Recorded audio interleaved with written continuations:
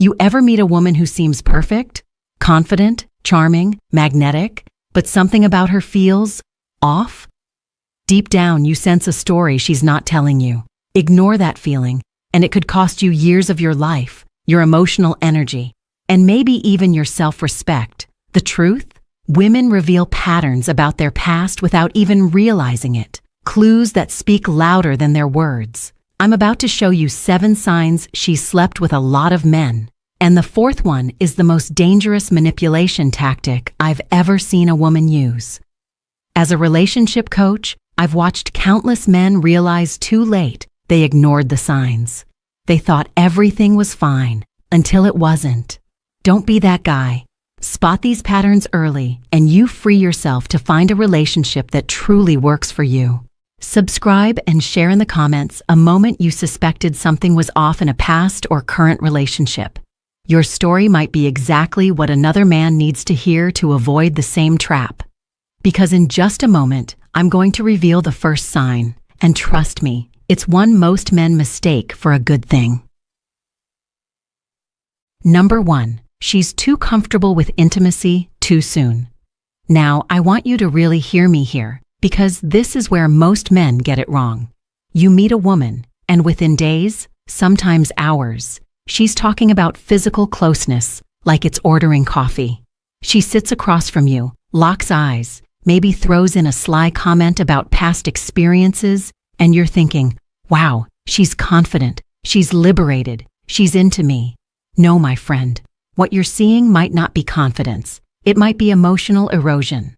A healthy woman, one who values connection, will have a natural barrier when it comes to intimacy, not because she's shy or repressed, but because she understands its weight.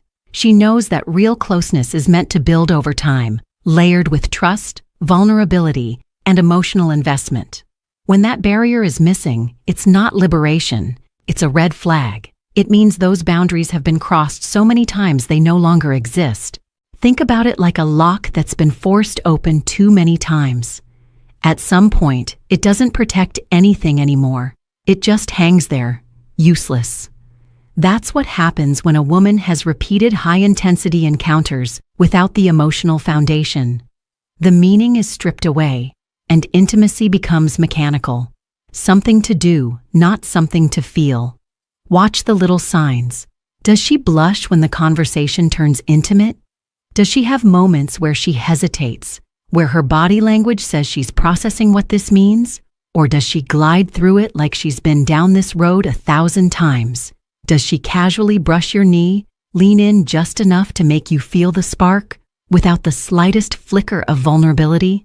That's not chemistry, that's muscle memory. The real danger? You'll mistake her lack of modesty for deep connection. You'll think, we've got this crazy spark, it's fate. But the truth is, she's reenacting a script she's played before, and you're just the latest co-star. The words feel familiar to her because they are familiar. The rhythm, the timing, the way she touches you, it's all practiced. And here's what's brutal. When intimacy loses its emotional weight, it's almost impossible to get it back. You can't recreate the magic of firsts with someone who's made that moment a routine. You'll notice there's no buildup, no emotional tension, no sense of rarity. The bond you think you're forming? It's weaker than you realize because the glue, emotional exclusivity, is missing. So here's my warning. Don't confuse instant comfort with genuine connection. Just because she's willing to cross the line early doesn't mean she's choosing you. It might mean the line doesn't exist anymore. And if that's the case, you're walking into a relationship where the most important bond, the one that grows from intimacy, is already broken before you even begin. Number 2, she carries a permanent emotional wall. This one is subtle, and it fools even the most emotionally intelligent men. She can sit across from you, smiling, laughing, engaging in playful banter. She might even share stories from her life, funny ones, charming ones, maybe even a few vulnerable moments that seem deep. But here's the truth. You're not getting the real her. You're getting the performance. A woman with a permanent emotional wall has mastered the art of letting you feel close without ever letting you be close. It's like she's giving you a tour of her house, but keeping every important door locked. You can peek through the hallway, admire the decor, maybe step into the living room, but the rooms where the real stories are kept, those stay shut. This wall is not the same as healthy boundaries. Boundaries protect you both while you get to know each other. This is different. This is a defense mechanism built brick by brick over years of bonding deeply, losing, and deciding, never again. Every man before you has contributed to those bricks, some through betrayal, others through breakups that left her raw. Now she's a fortress. You'll notice it when conversations start to hover on the surface. Ask her about her fears, her childhood, the defining moments that shaped her, and she'll pivot. Maybe she'll crack a joke. Maybe she'll answer in vague cliches. Maybe she'll subtly change the subject so smoothly you barely notice. But deep down, you'll feel it. She's holding something back. Here's where it gets dangerous for you. A man who's serious about connection will naturally share parts of himself first, hoping it inspires her to do the same. You'll open up about your struggles, your ambitions, your past heartbreaks, and she'll respond warmly, maybe even in a way that makes you think she gets it. But her response will lack matching depth. She's reacting, not reciprocating. Over time, this creates an imbalance. You're giving more than you're receiving. You're investing emotionally into a relationship that's capped from the start. And when conflict hits, as it always does, her wall becomes impenetrable. Instead of working through the problem, she might shut down, disappear for a while, or decide the relationship just isn't working. That's not because she's confused. It's because she's learned that staying behind the wall feels safer than risking intimacy. So pay attention. If weeks turn into months and you're still circling the same surface-level conversations, still feeling that invisible gap between you no matter how close you get physically, it's not in your head, it's the wall, and loving someone who hides behind it will drain you, slowly and quietly, until you wake up realizing you've been alone the whole time. Number 3, she has an overcrowded male network. You've probably heard the phrase, "they're just friends." And yes, sometimes that's true. But when a woman's social circle is heavily male, when her phone lights up all day with messages from guys you've never met, when she somehow has a story about this one male friend for every topic you bring up, you're looking at a pattern, not a coincidence. Here's what you need to understand. Women who constantly keep multiple men in their orbit aren't just naturally friendly. In many cases, it's a validation loop. It's about always having a stream of male attention flowing in, no matter her relationship status. It's a quiet, constant hit of, "I'm wanted, I'm attractive, I'm relevant," and that's addictive. Watch for the signs. She maintains contact with ex-boyfriends, plural. She has male best friends who have made it clear they'd take things further if given the chance. When you ask about them, she brushes it off with, "Oh, he's harmless," or "We've known each other forever." But the truth is, harmless men don't send midnight texts. Harmless men don't conveniently call when you're out of town. Another tell? Her female friendships are minimal, strained, or practically non-existent. Why? Because close friendships with women require emotional reciprocity and depth. That's harder to maintain when you've trained yourself to seek validation in quick, surface-level hits from men. Male friends don't usually demand emotional vulnerability. They just offer attention and often flirtation. And then there's the unspoken backup plan. You might think she's loyal, and maybe she believes she is, but deep in her subconscious, she's keeping doors open. If your relationship ends or even hits a rocky patch, those friends can become replacements in a matter of days. She doesn't have to start from scratch. She just promotes someone from the roster. Here's the hard truth.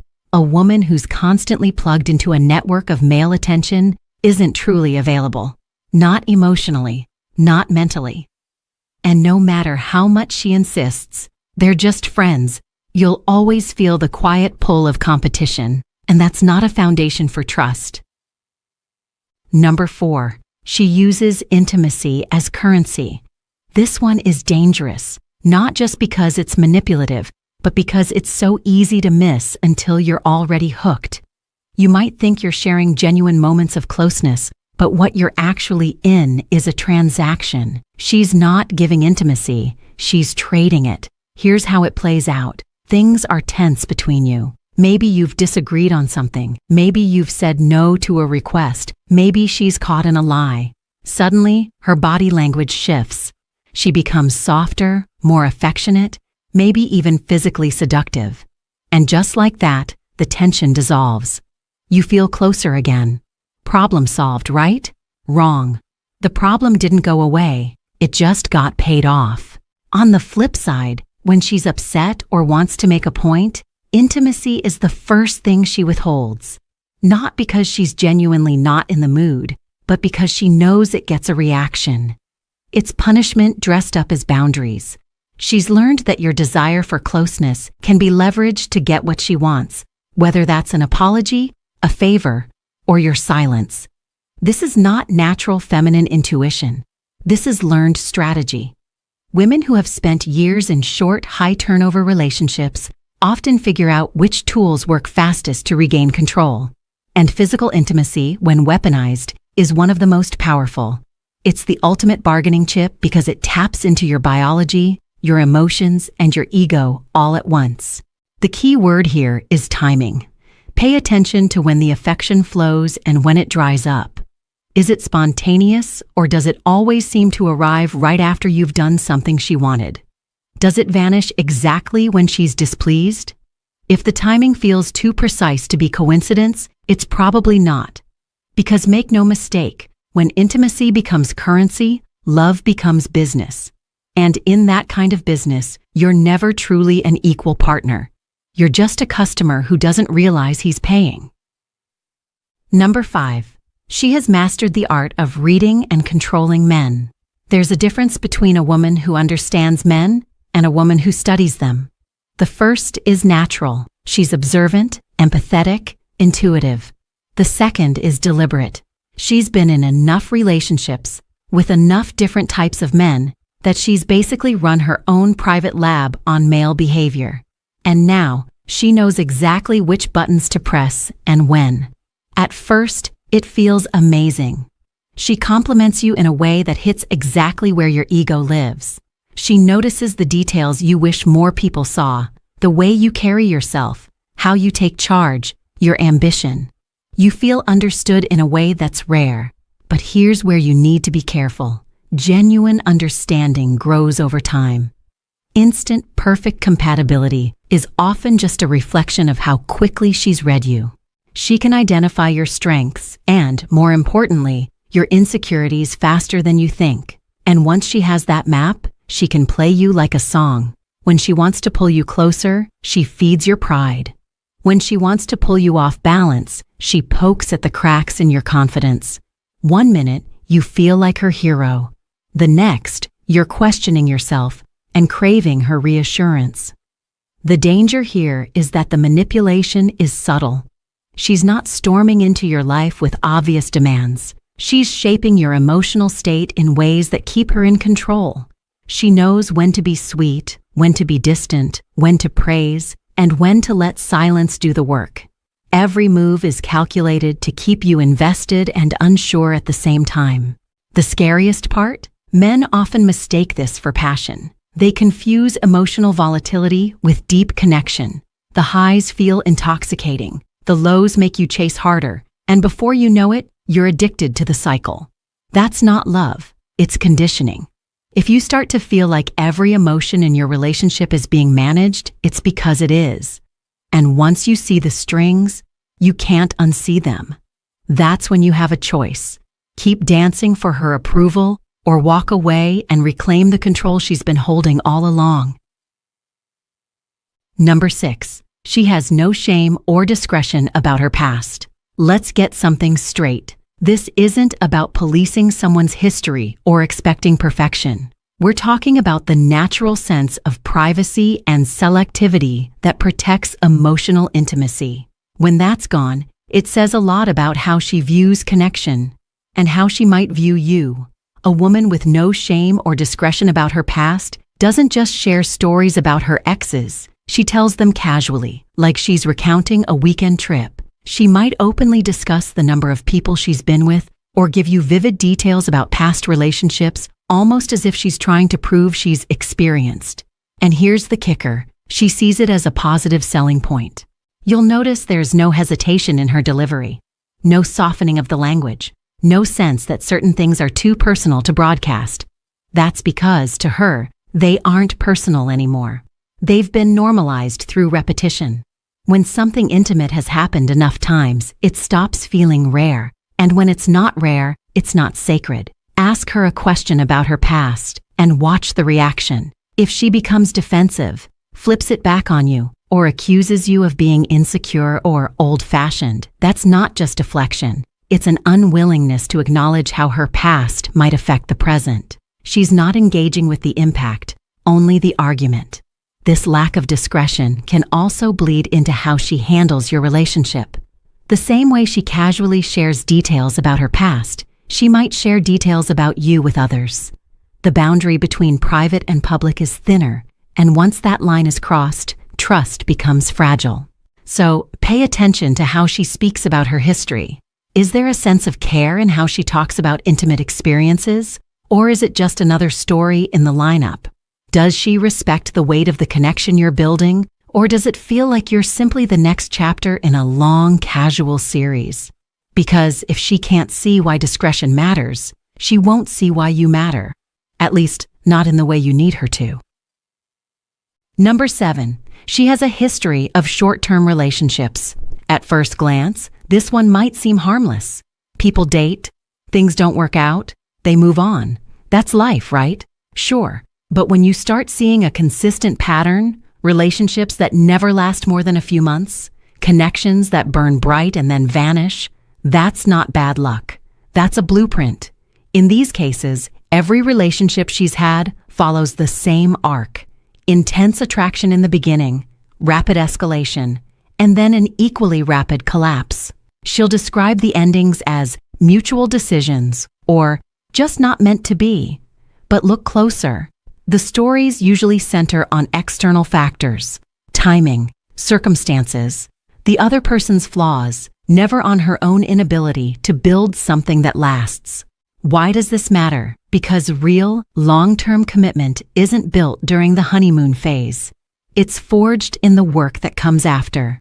When conflicts arise, when novelty fades, when you're forced to navigate differences, that's where depth is formed.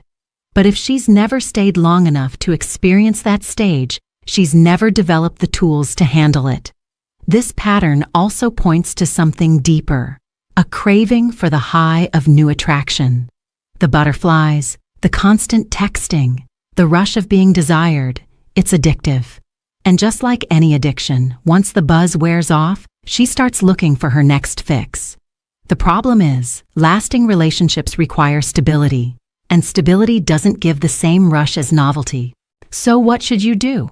Pay attention to her relationship history, not just her stories about it. Ask questions. Listen for patterns. If she's never had a relationship that made it past 6 months, that's not a random streak. It's a sign she's untested in the parts of love that actually make it last. Because once you see the pattern, you realize it's not about finding the right guy. It's about avoiding the discomfort of staying with him. And if that's her history, it might just be your future, unless you walk away. When you step back and look at these 7 signs together, a picture starts to form. It's not about judging someone's past for the sake of judgment. It's about recognizing how patterns shape people. Every one of these signs is a thread in a bigger tapestry, and that tapestry tells you whether a woman can truly build the kind of connection you're looking for. Too many men ignore the warnings because they're blinded by attraction or because they hope they'll be the exception. They think love will change her patterns. But patterns don't change just because you care. They change when a person decides to confront them head-on, and that's rare. You've now seen how a lack of emotional barriers, permanent emotional walls, constant male attention, weaponized intimacy, calculated manipulation, disregard for discretion, and a history of short-term relationships are not random traits. They're the footprints of experience, and those footprints lead somewhere. If you're paying attention, you'll see exactly where they go, and you can decide if that's a road you're willing to walk. Drop your thoughts in the comments. Share the signs you've recognized, because another man might be living them right now without realizing it. And if you want to keep sharpening your instincts, subscribe so you don't miss the conversations that will keep you 2 steps ahead. Your standards are not negotiable. Protect them like your future depends on it, because it does. You think the worst pain is being betrayed. It's not. The real agony is kissing lips that just touched another man, holding a body that no longer belongs to you, and not even knowing it. Many men convince themselves her distance is just stress, or age, or routine.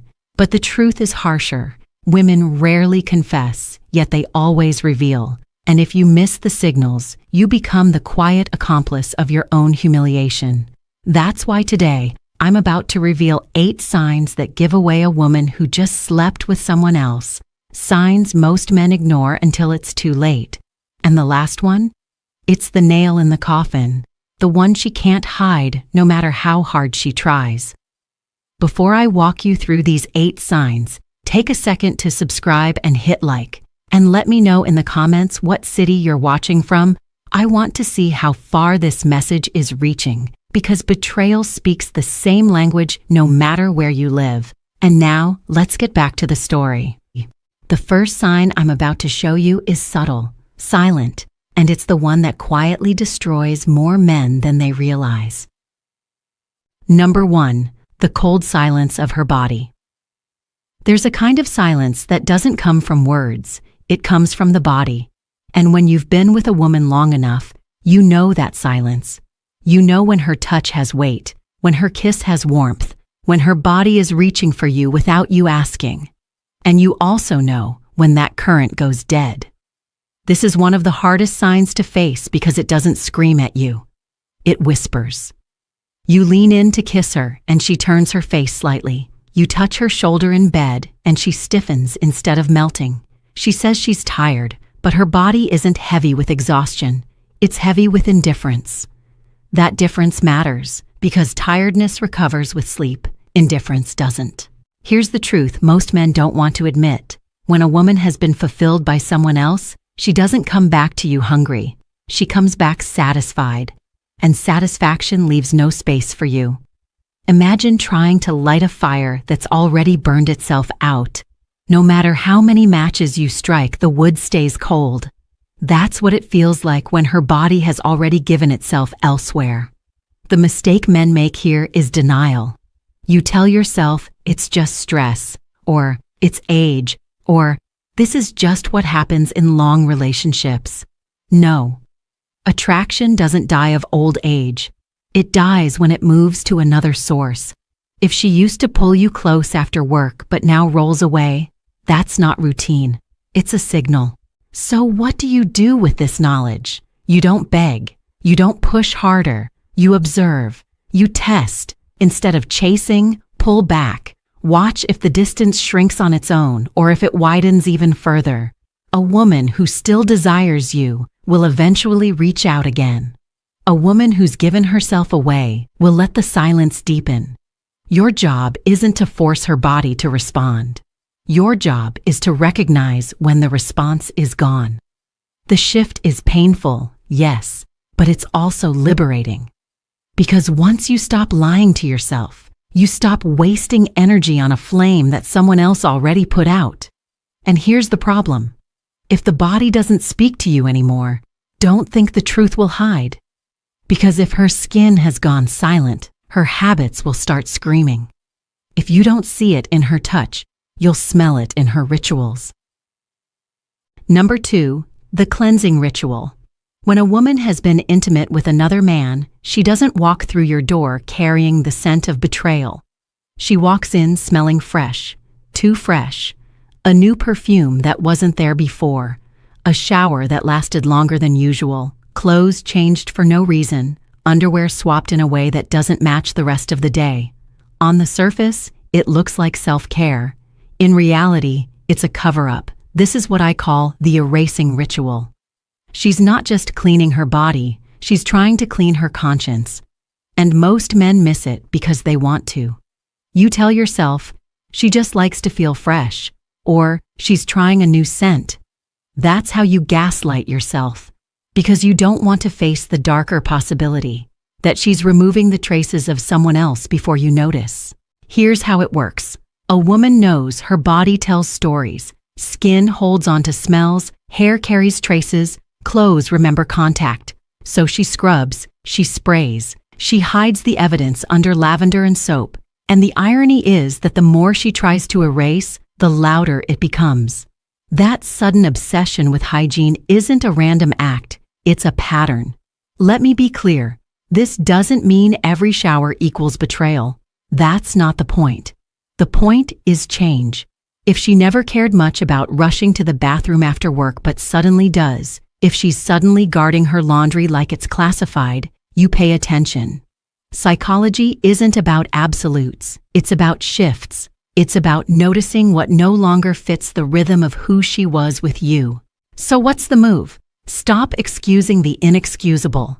Don't laugh it off. Don't pat yourself on the back thinking, at least she's taking care of herself. No, observe. Connect the dots. If this ritual repeats, if it always comes with that too perfect smile afterward, you know what's going on. The mistake men make is ignoring their nose and their gut. You smell the perfume, but you call it fragrance instead of deception. You notice the over-cleanliness, but you label it personal growth. That's how you become an accomplice to your own replacement. The solution is awareness. When the pattern shows up, you don't confront with rage. You acknowledge with clarity. You don't need to accuse. You need to see.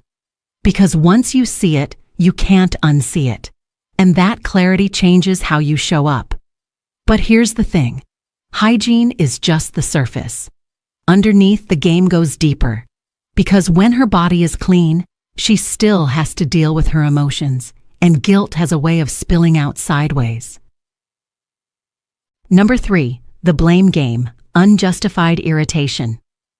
When guilt becomes too heavy for her to carry, she doesn't confess it. She transfers it. Suddenly, you're the problem. You walk through the door and instead of a hello, you get a complaint. You load the dishwasher, wrong. You're too quiet. You're too talkative. Whatever you do, it's not enough. That irritation isn't random. It's strategy. Here's the psychology behind it. If she paints you as the villain, she doesn't have to feel like the betrayer. She rewrites the script in her head. In her version, she didn't step outside the relationship because she wanted to. She did it because you were inattentive or controlling or boring.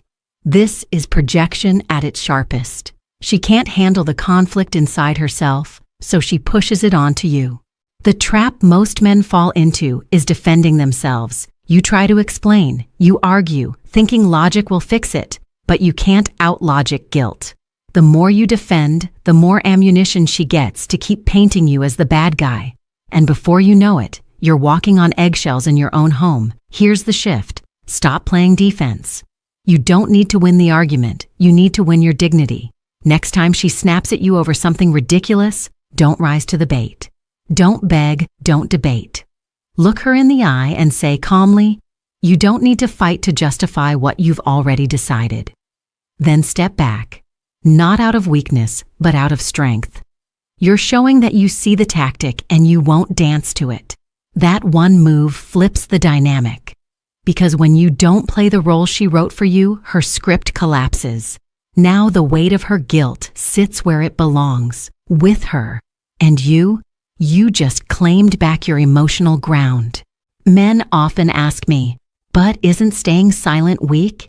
No. Weakness is letting someone bait you into chaos. Strength is control. You're not ignoring the issue. You're refusing to be manipulated by it. That's what separates a man being drained from a man standing tall.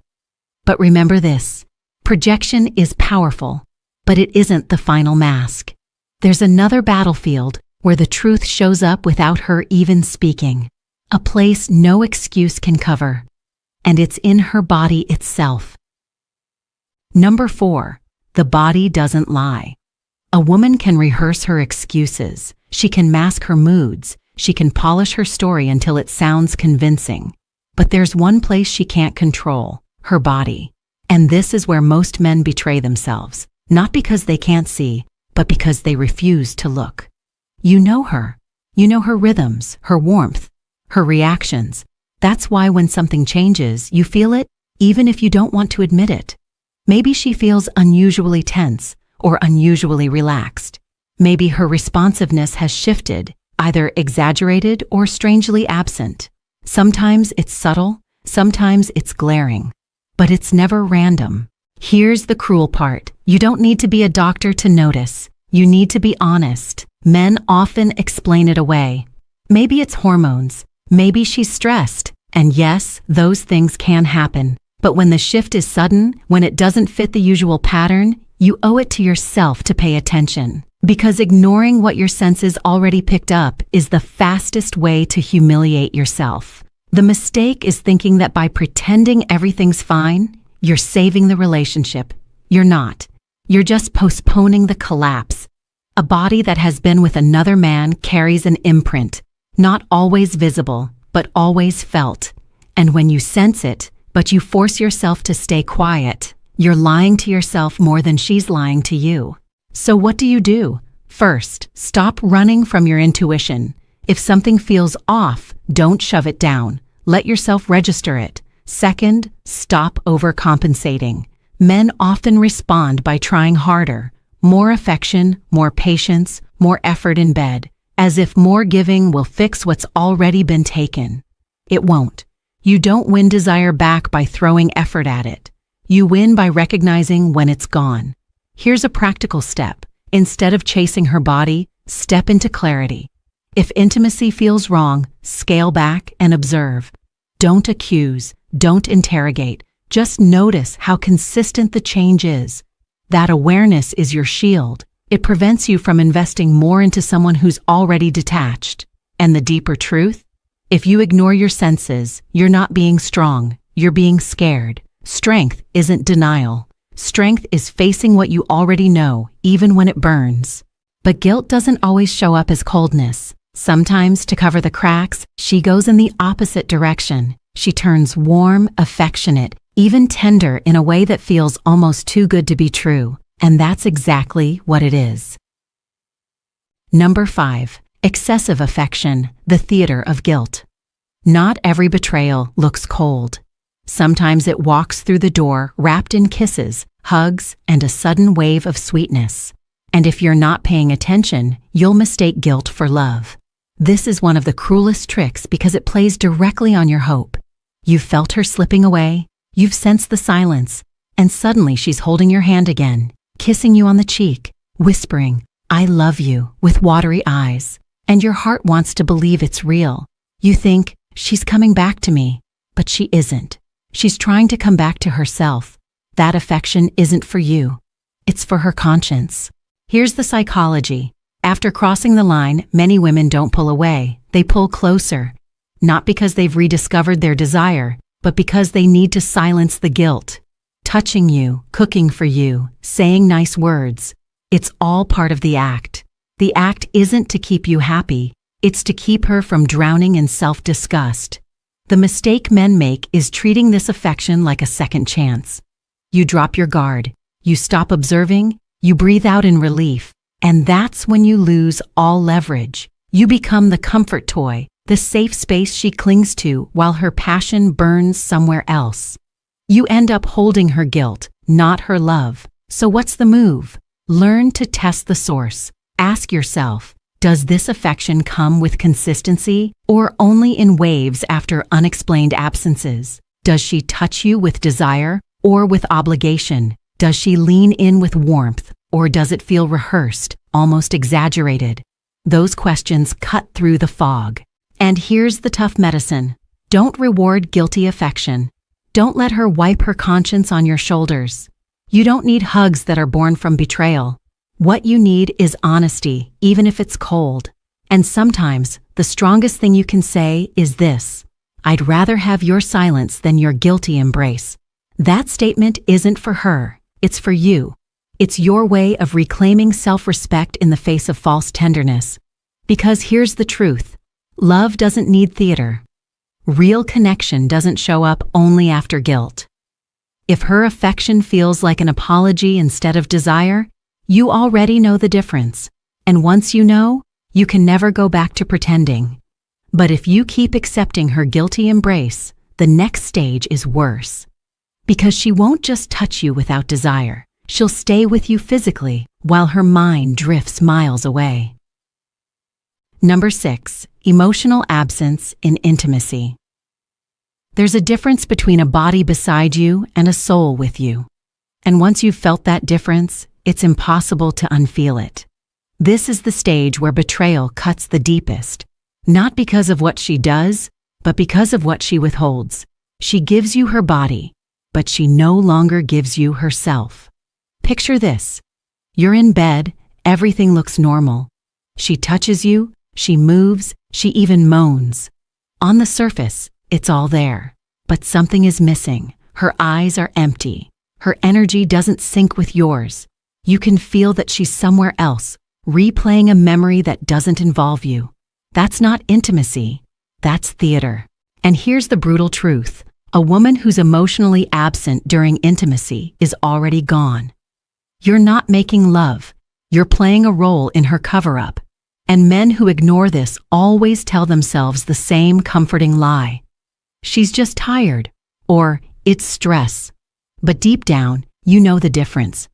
Tiredness still allows presence. Stress still allows connection. This absence, it's a void.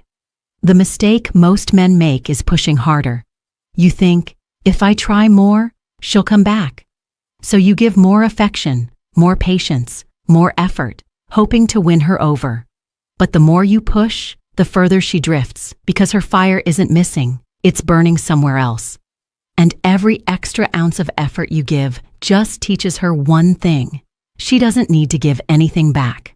So what's the solution? Stop chasing ghosts. Respect yourself enough to notice when her soul isn't with you. Pull back, say less, and most importantly, don't confuse physical participation with emotional presence.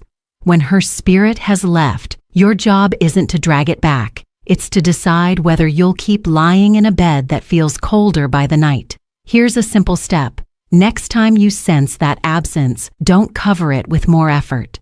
Pause, look at her, and in your mind, tell yourself the truth. I'm not here to beg for connection. I'm here to recognize reality. That shift in mindset alone changes everything. It stops you from being the man who tries to revive a bond that's already been buried. Because being next to a woman who isn't truly with you isn't love, it's humiliation. And if you let that humiliation settle, the next sign will expose it in plain daylight. She won't just leave you emotionally absent in bed, she'll start leaving you physically absent in time. Number 7. The late returns, empty excuses. When love is real, time bends to make room for it. A woman who still desires you will find her way back to you, even on the busiest days. But when her fire is gone, suddenly the clock turns against you. She's late. Again and again. And every excuse feels thinner than the one before. She tells you work ran long. Her phone died. A friend needed her. At first you want to believe it. You convince yourself these are normal things, because yes, life gets messy. But when messy turns into a pattern, when lateness becomes routine, it's not about life, it's about priority. And you're no longer at the top of the list. Here's the psychology. Lateness is more than missing time. It's a test. She's not just running late. She's measuring how much you'll tolerate. She wants to see if you'll question it, if you'll push back, or if you'll keep accepting less while hoping for more. Every time you let it slide, you train her. You teach her that your dignity is negotiable. The trap most men fall into is silence.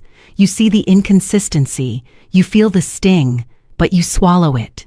You tell yourself, if I say something, I'll sound insecure. But insecurity isn't asking for respect. Insecurity is pretending you don't notice. So what's the move? Call it what it is, not with yelling, not with begging, but with boundaries. The next time she drifts in late with another flimsy story, don't interrogate, don't demand details. Simply look at her and state the truth. You weren't here, and that tells me everything I need to know. Then let the silence sit. That silence is more powerful than any argument because it places the responsibility back where it belongs, on her choices. Here's a practical step. Track the pattern, not the excuse. Don't waste time dissecting the details of each story. Instead, pay attention to frequency, to tone, to how your gut reacts every time. Patterns tell the truth even when words don't. And here's the harsh reality. A woman who still chooses you will always come home. Maybe late once in a while, sure, but not as a habit. If she no longer returns to you, it's because she's already returning to someone else. But lateness is only half the story, because even when she tries to cover it, her own words will betray her. And when her story collapses under its own contradictions, that's when the truth finally breaks wide open. Number 8. The collapse of her story. Stories are fragile things. They can be rehearsed, polished, and repeated, but the moment pressure builds, cracks appear. And when a woman has crossed the line, her story eventually collapses under its own contradictions. You've seen it before. She comes home late, words tumbling out too fast, details changing with each retelling. One night it's a coworker who needed help. The next time it was a last-minute errand. You notice the gaps, the mismatched timelines, the way her tone doesn't match her words. And most telling of all, you notice her eyes. They don't hold your gaze anymore. They dart, they drop, they flicker with unease. That's not stress. That's deception struggling to keep its balance. Here's the mistake men make. They demand airtight evidence. They want proof, a smoking gun, something undeniable. But the truth doesn't always come with a receipt. It comes in inconsistencies. It comes in the way her story unravels the more you listen. The harder she tries to control the narrative, the more obvious it becomes that the narrative is slipping away from her. So what's the move? Stop playing detective. You don't need to gather evidence for a courtroom trial. You already have the signals, the changes, the silences, the patterns. When her story collapses, you don't argue with it. You step out of it. You don't beg her to make it make sense. You don't yell for confessions. You simply decide, I don't believe you and I don't need to anymore. That's not an accusation. That's a boundary. And here's the empowering shift. Once you stop demanding explanations, you reclaim your power. You stop being the man chasing clarity from someone who thrives on confusion. You become the man who sets the line. And the line is simple: respect or nothing. Practical step? Practice quiet recognition. The next time her story starts wobbling, don't fill the silence with questions. Let it fall. Don't rescue her from the weight of her own contradictions. That silence is your ally. It exposes what words are trying to hide. And understand this, you don't need to scream cheater to regain your dignity. All you need is clarity and the courage to act on it. Because when her story collapses, the truth is no longer the issue. The only issue left is your decision. Will you keep lying to yourself, or will you stand up for the man you know you are? And that's the final cut. Because after seeing all 8 signs, the real question isn't whether she betrayed you. The real question is whether you'll betray yourself by staying blind. You've just heard the 8 signs. And let's be clear, this isn't about turning you into a paranoid detective, snooping around for every tiny detail. It's about opening your eyes so you stop betraying yourself. Because the harshest betrayal isn't what she does in secret. It's what you allow yourself to ignore in plain sight. The goal here was never to catch her red-handed. The goal is to reclaim your dignity, your boundaries, and your power as a man who refuses to settle for less than he deserves. That's why these signs matter. They aren't just clues of infidelity, they're warnings. Warnings that something is off, something needs to be addressed, and that ignoring it will only cost you more of your self-respect. Now, here's the truth most men miss. Not every sign means betrayal is guaranteed. Sometimes distance comes from stress, exhaustion, or years of poor communication, and that's why your job isn't to accuse. It's to test, to observe, and to confront the reality directly. If there's room to repair, you repair. You have the conversation. You reset the boundaries. You fight for connection. But if the evidence stacks up, if every sign confirms what your gut already knows, then the most masculine thing you can do is walk away with your dignity intact. Because love is never worth trading your self-respect. So here's my challenge to you. Pick one situation in your life where you've ignored your own instincts. It could be her sudden coldness, her constant irritation, or her stories that never quite add up. Don't push it aside this time. Face it. Decide whether it's a problem you can solve with her, or whether it's the end of the line. Either way, the decision belongs to you, not to her lies, not to your fears. Before you go, hit subscribe, tap like, and share this video with a man who still refuses to see what's right in front of him. And in the comments, I want you to share your story. Have you ever noticed one of these signs? How did you handle it? Because your story might be the one that wakes up another man before it's too late. This isn't the end of your journey. It's the beginning of taking back what was always yours. Your self-respect, your clarity, and your freedom to choose love without ever losing yourself. Have you ever felt her pulling away, but every time you bring it up, she flips the script so smoothly you question your own reality? That's not just miscommunication, that's manipulation. And if you miss it, the cost is brutal. Wasted years, drained confidence, broken trust that may never fully return. The truth is, before she cheats, most women use the same psychological tricks. They sound harmless. They even sound mature. But underneath, they're designed to create distance while she prepares her escape.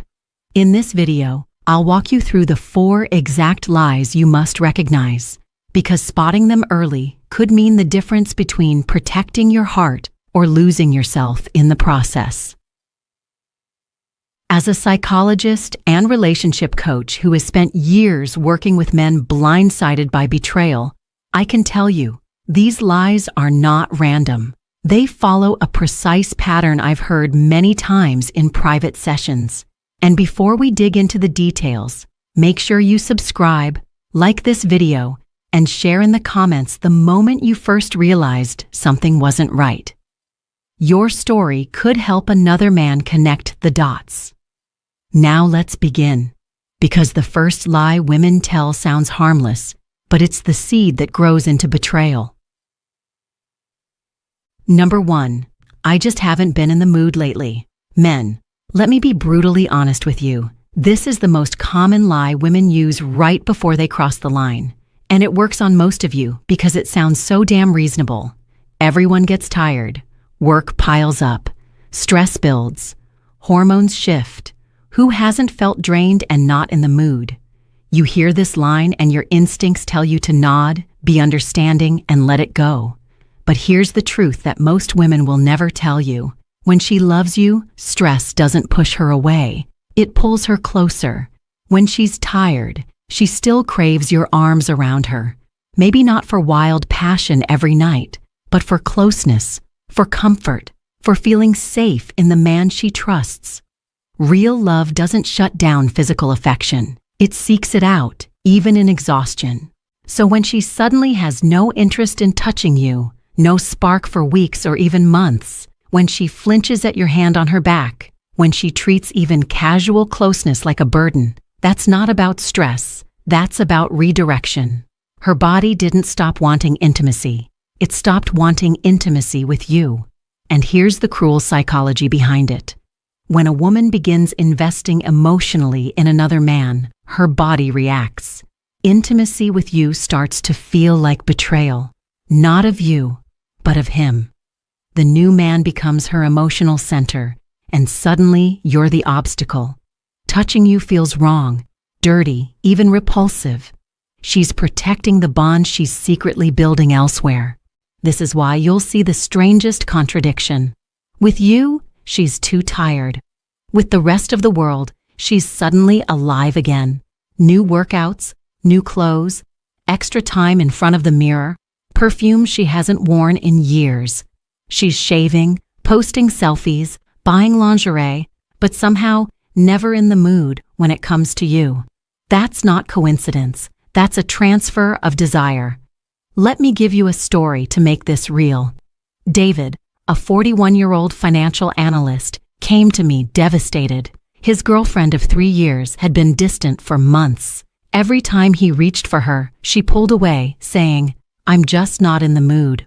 Work has me drained." And David believed her because it made sense. Long hours, pressure, deadlines. But then he started noticing something off. She was at the gym every morning at 6, something she hadn't done in years. She bought a new wardrobe, tight dresses, heels, expensive makeup. Her Instagram was full of confident selfies, while in private she avoided even holding hands. David realized the painful truth. She wasn't out of the mood, she was just out of the mood with him. That's the pattern you need to watch. Her mouth says, "I'm tired," but her actions scream, "I'm excited." Just not for you. And if you're not careful, you'll waste months or years making excuses for a woman who's already emotionally checked out. Now, I'm not telling you to panic the first time she turns you down. Real life happens. Fatigue, illness, stress, they're real. But if she consistently withdraws from you while simultaneously pouring energy into her appearance, her fitness, her social life, wake up. That's not a dry spell. That's a redirection of intimacy. Men, you cannot afford to ignore this, because if you do, you'll end up apologizing for having normal needs while she prepares her exit. You'll tell yourself she's just busy, just tired, just hormonal, while she's getting her emotional and physical needs met somewhere else. The mistake most men make? They think patience will fix it. They think being more supportive, more understanding, more accommodating will bring her back. Wrong. When her heart and body are elsewhere, no amount of understanding will make her crave you again. So what should you do? Don't argue. Don't beg. Don't shame her. Just observe. Compare her lack of desire for you with her renewed energy for everything else. And ask yourself the hard question. Is this really about stress, or is her desire already gone? Because here's the truth. The right woman may get tired, but she will never be too tired to want your closeness. If she loves you, she'll still want to curl up next to you, still smile when you touch her, still seek the comfort of your presence. If all of that has vanished while her energy for the world skyrockets, you already know what's happening. Not every woman who avoids intimacy is cheating. Sometimes it really is stress or exhaustion. But when the distance comes hand in hand with a sudden glow-up in her appearance, that's when it's no longer innocent. It's a red flag. Number 2, I just want to focus on myself right now. At first, this sounds like the most enlightened thing a partner could say. Who doesn't want a woman who invests in her mental health, who works on herself, who wants to grow? You hear those words, and you probably even feel proud. You think, finally, she's doing the inner work. She's healing. She's maturing. This must be good for both of us. But men, here's the hard truth. When a woman truly wants to grow inside a healthy relationship, she includes you in that process. She shares what she's learning. She wants to bring you along for the ride. She talks about attachment styles and then asks about yours. She reads a book on boundaries and says, "Hey, let's talk about how this applies to us." Real growth in love is collaborative. It draws the couple closer. When she suddenly wants to focus on herself in total isolation, when every effort you make to be part of her journey is met with resistance, when your presence is treated as an obstacle to her growth, that's not self-care. That's self-separation. It's her way of building a version of herself that no longer includes you. So when she steps out with someone else, she can tell herself she's simply outgrown the relationship. And the cruel twist? She'll make you feel guilty for even wanting to be included, She'll call you controlling. She'll say you're unsupportive. She'll accuse you of holding her back. She reframes your natural desire to stay connected as proof that you don't respect her independence. In other words, she weaponizes self-growth against you. Let me ground this in a real scenario. Chris, a 46-year-old who runs an auto repair shop, shared his story with me. His girlfriend started talking about healing her inner child and finding her authentic self. At first, Chris supported it wholeheartedly. He even paid for some of the weekend workshops she wanted to attend. But then he noticed a shift. Every workshop was for her only. Every journaling session was private. She didn't want to share what she was learning. When Chris suggested reading one of the same books so they could discuss it together, she snapped, "This is my journey, not ours." And every time Chris asked questions, she accused him of suffocating her growth. Meanwhile, her self-focus involved going out of town more often, staying late at events he wasn't invited to, spending hours online with new friends he never met. Chris realized what was really happening. She wasn't healing her relationship with him. She was creating the emotional distance she needed to justify betraying him. Men, this is the pattern. Self-work that excludes you is not self-work. It's exit strategy. Healthy personal development sounds like, "I'm learning new things about myself, and I want to share them with you." Fake personal development sounds like, "I need space to find myself, and your presence gets in the way." So how do you tell the difference? Simple. Observe whether her growth brings you closer or pushes you out. Does she include you in her discoveries, or does every step she takes require you to disappear? Real growth makes love stronger. Fake growth makes betrayal easier. And here's where most men get blindsided. Because the language she uses sounds so noble, so evolved. Healing, boundaries, inner child, authenticity. These words are powerful shields. They make you feel selfish for questioning her. They make you doubt yourself for wanting to be part of her life. And that's exactly the point. If you feel guilty for asking to be included, she's already flipped the script on you. Men, don't get it twisted. A woman who loves you will never treat you like a roadblock to her evolution. She'll see you as part of it.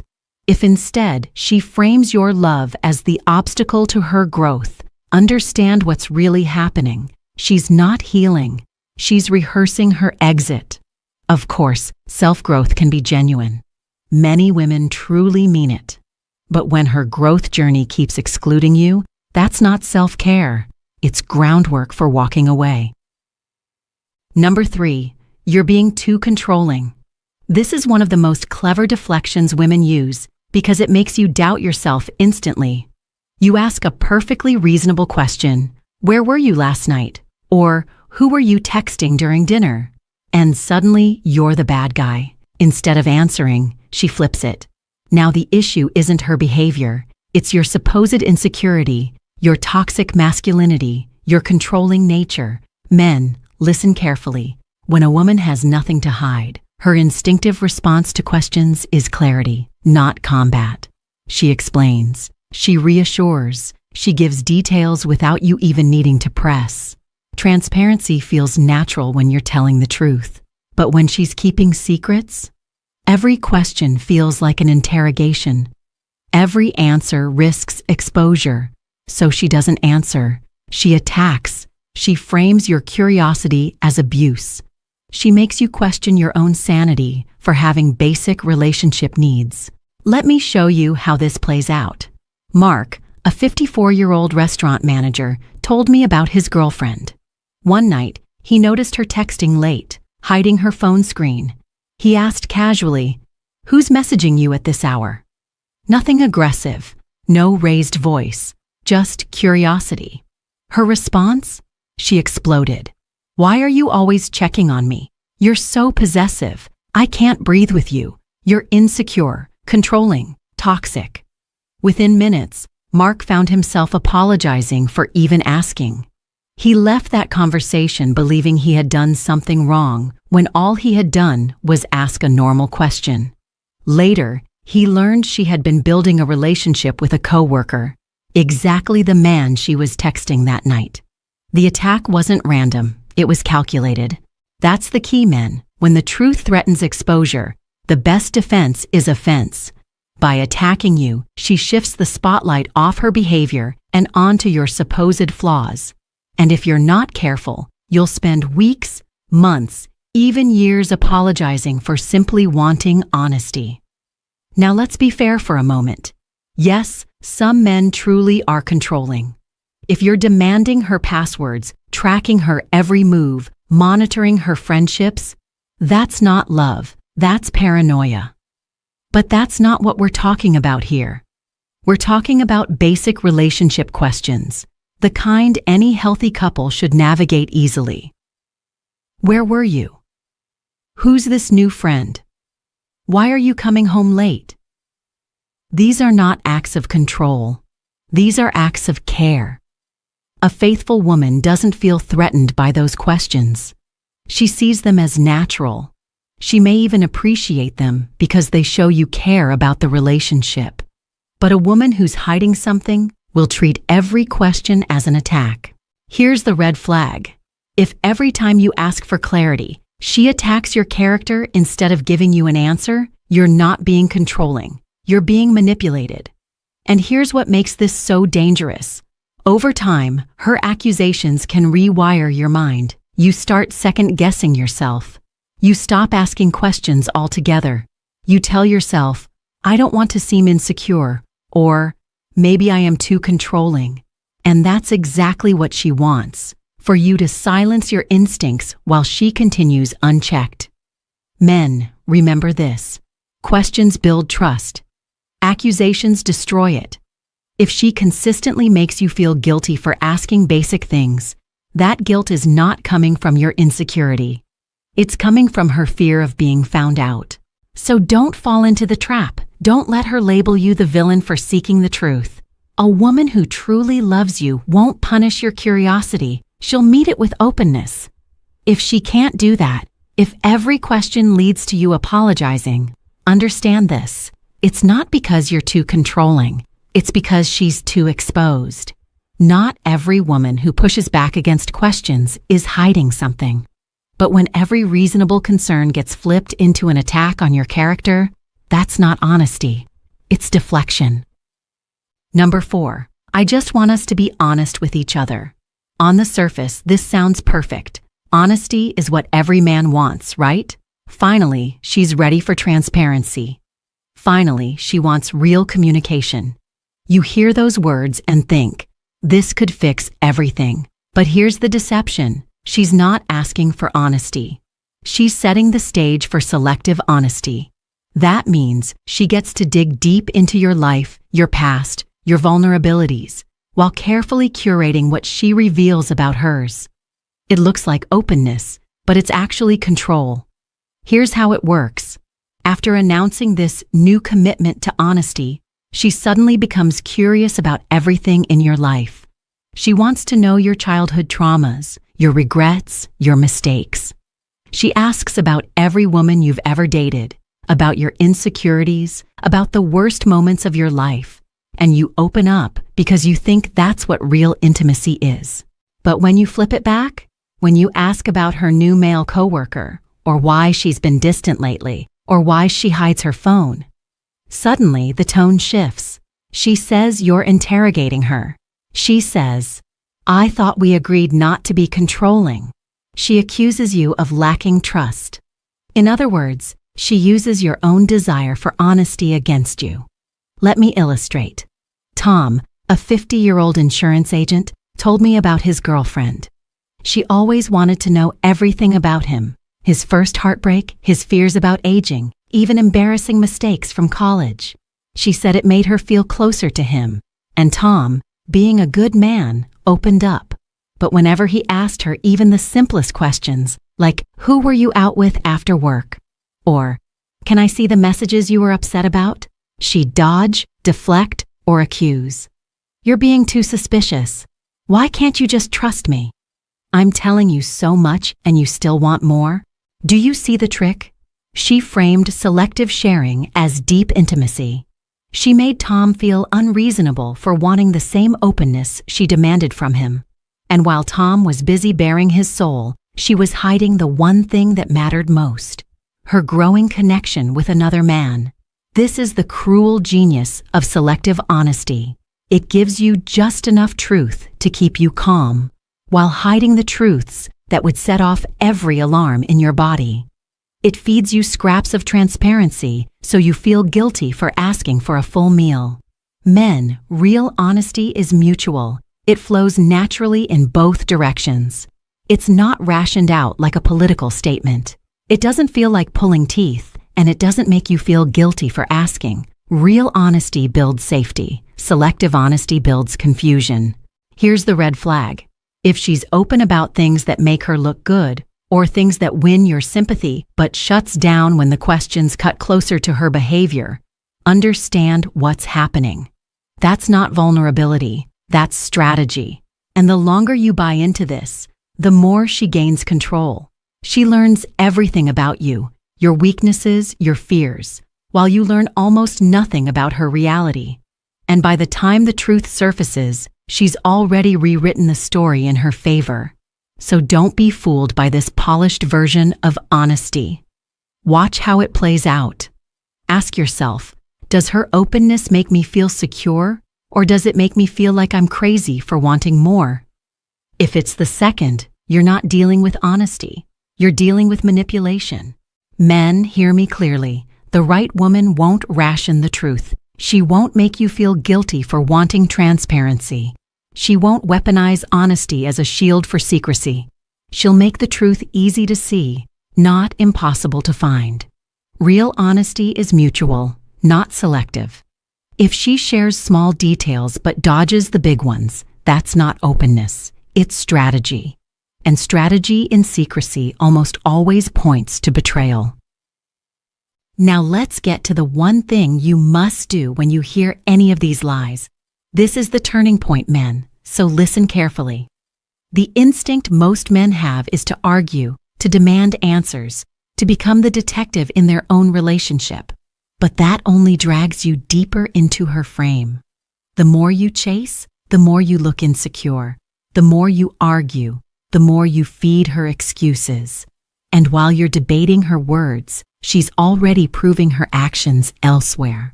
So here's the golden rule. Don't argue, don't chase. Just observe. Actions never lie. Let me give you a practical checklist, one lie at a time. When she says, "I just haven't been in the mood," don't fight her on it. Watch instead. Does she still want closeness in small ways? Cuddling, holding hands, spending quality time? Or has she withdrawn completely while suddenly investing in her appearance for everyone else? That contrast tells you everything. When she says, "I just want to focus on myself," don't beg to be included. Observe. Does her self-growth bring her closer to you, or does it require distance from you? Does she share her journey, or does she insist it's a solo mission where your presence is inconvenient? True growth includes the partner. Fake growth excludes him. When she says, "You're being too controlling," don't get defensive. Ask yourself, were my questions unreasonable? Or were they basic things any caring partner would ask? If it's the latter, and she still attacks you, that's not about you being controlling. That's about her needing cover. When she says, "I just want us to be honest with each other," don't get swept up by the promise. Watch if the honesty flows both ways. Does she give you transparency as freely as she demands it from you? Or are you the only one on the interrogation chair while she carefully curates what she shares? This is how you protect yourself, by stepping back, observing patterns, and letting her behavior reveal the truth. You don't need to expose her with arguments. She'll expose herself with her actions. And here's the most important piece. Trust your intuition. Men, your gut is not paranoia. It's data. It's your subconscious noticing shifts in tone, energy, micro-expressions, things your conscious mind hasn't caught up with yet. When everything she says sounds logical, but your chest feels heavy, trust your chest. That's your radar screaming at you. Remember this. The right woman will never require you to be a detective. She'll make honesty easy, not impossible. She'll make love safe, not confusing. If you feel like you're constantly being spun in circles, that's not love. That's manipulation.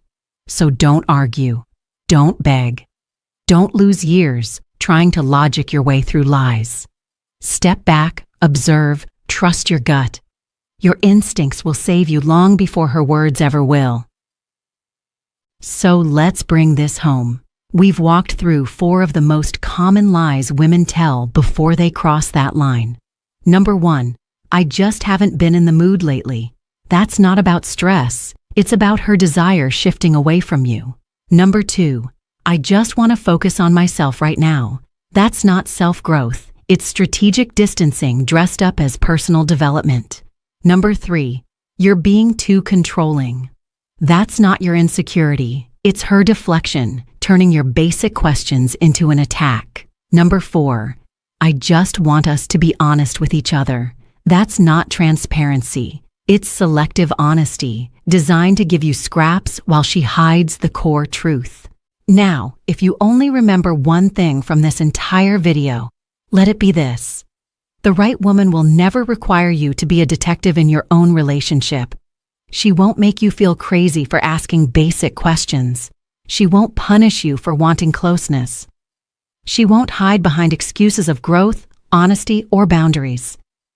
She'll make love easy to see, not impossible to prove. And men, this is where your power comes in. You don't win by arguing. You don't win by begging. You win by watching, by trusting your gut, by walking away when her actions scream louder than her words. That's how you protect your time, your heart, and your sanity. So here's what I want you to do. If this video gave you clarity, don't just sit on it. Hit that like button right now so other men wake up too. Subscribe, because every week I'll be exposing the truths nobody else will tell you. Drop a comment. Tell me what city you're watching from. Because men around the world are fighting the same battles, and you are not alone in this. And share this with a brother who needs to hear it. Remember, manipulation thrives in silence. Truth spreads when men like you speak it, share it, and live it. Don't stay in the dark. Stay awake, stay sharp, and never let anyone convince you that confusion is love. If you're in a relationship and you've noticed her messages feel different lately, colder, shorter, strangely distant, don't ignore this video. Here's the truth. If you're waiting for proof she's cheating, you're already behind. Affairs don't start in bedrooms. They start in inboxes. And by the time her words go cold, her body probably already has. I'm going to walk you through 6 subtle message shifts that most men overlook until it's too late. These aren't just red flags. They're behavioral fingerprints. And the man who can read them doesn't get blindsided. He gets clarity. So before you waste more nights wondering if it's all in your head, let's decode what she's really saying when she hits send. As a psychologist and relationship coach, I've seen this same pattern play out over and over. In messages men wish they hadn't ignored. If this is hitting close to home, hit like and subscribe. Comment yes if you've ever read a message that made you question her. And now let's start with the very first message shift you need to pay attention to.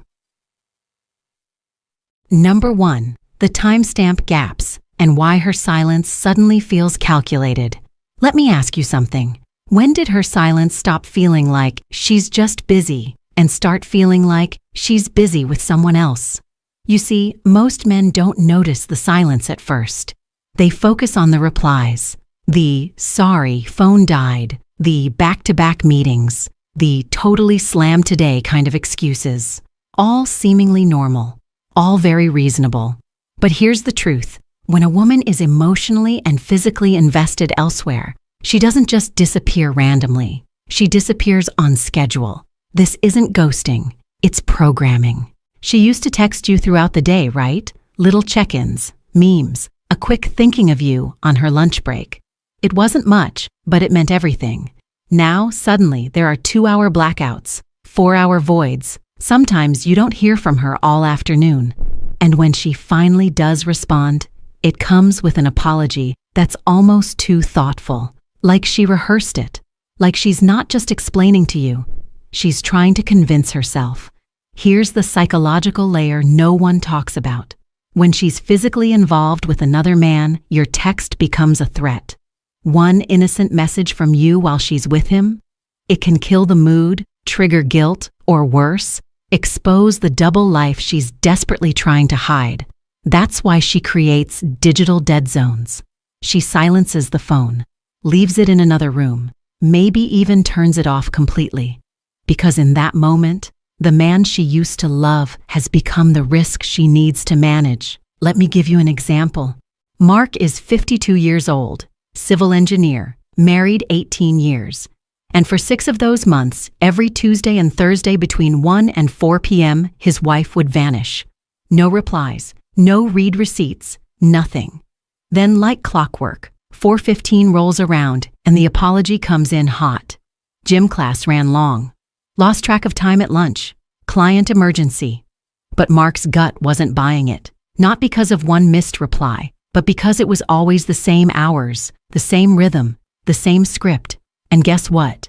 That gym class turned out to be the time slot she reserved for her affair partner. And the messages? Just cover stories to keep Mark emotionally asleep. Listen, don't focus on the excuses. Look for the pattern. One delayed reply doesn't mean anything. But if her phone always dies on Thursdays, if her texts dry up every time she goes to yoga, you're not looking at coincidence. You're looking at choreography. So what should you do? Don't confront. Don't accuse. That's not power. That's panic. Instead, take notes. Log the gaps. Watch the timing. Emotional betrayal always leaves a digital footprint. And her timestamp gaps? That's the trail she's too careless or too comfortable to cover anymore. Number 2, the emotional temperature drop. When her texts feel more like memos. There's a moment in every man's relationship when he opens a message from the woman he loves, and it feels like it was sent by his assistant. No warmth, no inside jokes, no "I miss you," just logistics. "See you tonight. Running late. Okay." And that's when it hits you. She's not cold because she's tired. She's cold because she's somewhere else. Emotionally, mentally, and maybe even physically. When a woman starts pouring her emotional energy into another man, you feel it first in the way she texts. Not in the words, in the absence of them. Because emotions, gentlemen, are finite. They're not an unlimited resource. And if she's investing her attention, desire, and emotional curiosity into someone else, she has nothing left for you but transactional scraps. Let's be real. You remember how she used to message. Little things like, "Thinking about you while stuck in this boring meeting," or "Can't wait to jump you when you get home tonight." Those weren't just cute. They were invitations. Invitations into her inner world, her humor, her heart, her hunger. Now, you text her a joke, she replies, "Lol." You ask how her day is going? It's fine. It's not the silence that hurts most. It's the sterile tone. Let me tell you about Tom. 60 years old, owns a small auto repair shop, married 35 years. He came to me because he swore his wife wasn't cheating. Just stressed, until he started reading her messages back to himself out loud. "I'll be home at 7, picked up the dry cleaning. Can you pay the internet bill?" He laughed, until he cried, because it finally hit him. She wasn't talking to him like a husband anymore. She was messaging like they were running a business together, not a life. Here's the psychology most men miss. When she's being emotionally unfaithful, even simple affection feels like a lie to her. Telling you she misses you while she's emotionally attached to someone else? That kind of duality creates unbearable guilt. So she avoids it altogether. It's easier for her to go flat, to pretend the feelings don't exist, than to lie to your face by pretending they still do. So what should you do? Stop trying to force warmth where there's frost. Don't respond to cold texts with flowers. Don't beg for emojis. Instead, observe. Let the tone tell the truth. Because when a woman stops texting like she's in love, it's not just her tone that's changed. It's her reality.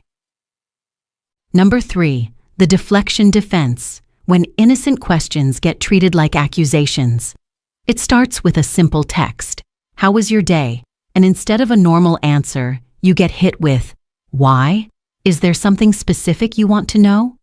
Or maybe this one rings a bell. "You're running late?" "Yeah, I told you I had dinner with Sarah. Why are you acting like I'm doing something wrong?" Suddenly, you're not in a relationship. You're on trial. And your crime? Asking questions you used to ask every day. This right here is one of the most dangerous shifts in communication. And it doesn't come from stress. It doesn't come from just being overwhelmed. It comes from guilt. Real guilt. The kind that makes people paranoid, hostile, and reactive. Because they're hiding something they don't want you to find. When a woman's living a double life, emotionally or physically, every interaction with you becomes a landmine. She has to calculate which version of herself she's supposed to be, the loyal partner or the one with secrets. That constant switch burns her out. So she starts snapping at you, not because of what you said, but because of what it represents. Here's how the psychology works. She knows she's deceiving you. So she assumes you know it too, or are close to finding out. So every harmless question feels like an interrogation. Every normal check-in feels like a setup. That's why your care gets rebranded as control. Your curiosity becomes invasive. Your concern becomes paranoid. And over time, you stop asking. You stop checking in. You stop talking. And that's exactly what she wants. Let me introduce you to Ray, 48 years old, insurance adjuster, smart guy, but also loyal to the core. He once asked his wife how dinner with her friend went. She blew up, said he was always checking up on her, that she felt suffocated. Except here's the thing. He only asked because she came home 3 hours late and didn't text back once. It wasn't an interrogation. It was a husband wondering if she was okay. But she twisted it, because she had something to protect. You see, these reactions aren't random. They're rehearsed. Defensive deflection is a tactic. It's how someone builds a buffer zone, not just around their lies, but around their guilt. Here's the chilling part. When your partner turns your basic care into something shameful, she's training you to shut up, to back off, to stop asking questions, so she can keep doing what she's doing, uninterrupted. So what do? First, recognize the playbook. Stop walking on eggshells like you're the one who did something wrong. If she turns every gentle question into a fight, that's not your insecurity talking. That's her conscience screaming. Second, trust the shift.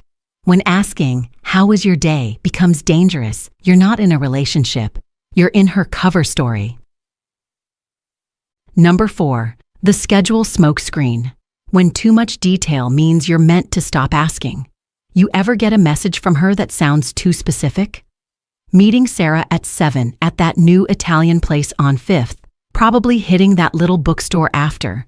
Should be back around 10:30, but you know how we get when we start talking. It's not just an update, it's a full itinerary, like she's filing a report, not telling her partner about her night. And here's the twist most men don't see. When a woman's being truly open, her words are relaxed, natural, maybe even a little messy. But when she's covering something up, that's when the details suddenly get surgical. Why? Because oversharing is one of the most effective misdirection tactics. It's a psychological sleight of hand. She gives you too much information about the innocent parts of her night, so you don't notice the parts she's conveniently skipping. It's not lying. It's editing. You feel like you know everything, but you actually know nothing that matters. Let me tell you about Frank, 55 years old, long-haul trucker, blue collar, old school, never suspected his wife of anything shady, until she started texting him oddly detailed plans every Friday night. Dinner with Jen at 6:45, trying that new Thai place. Might swing by Trader Joe's after to grab those granola bars you like. Back home before 10. At first, he appreciated it, thought it was sweet. But one night, he came home early from a canceled haul, and she wasn't there. And when she did come back, it was nearly 1 a.m. Granola bars don't take 4 hours, man. Turns out the dinner part was real. So was the receipt she sent him. But after that, she met up with her affair partner. The detail about dinner was her alibi, not her evening. Here's how the psychology works. By stacking up verifiable truth, she builds trust. Then she uses that trust to mask the time blocks that aren't so verifiable. Photos of the food, selfies with friends, even restaurant check-ins on social. It's all curated for one reason: to keep you from asking about what happens after. Here's your red flag: the sudden shift from vague to overly specific. She used to just say, "going out with the girls."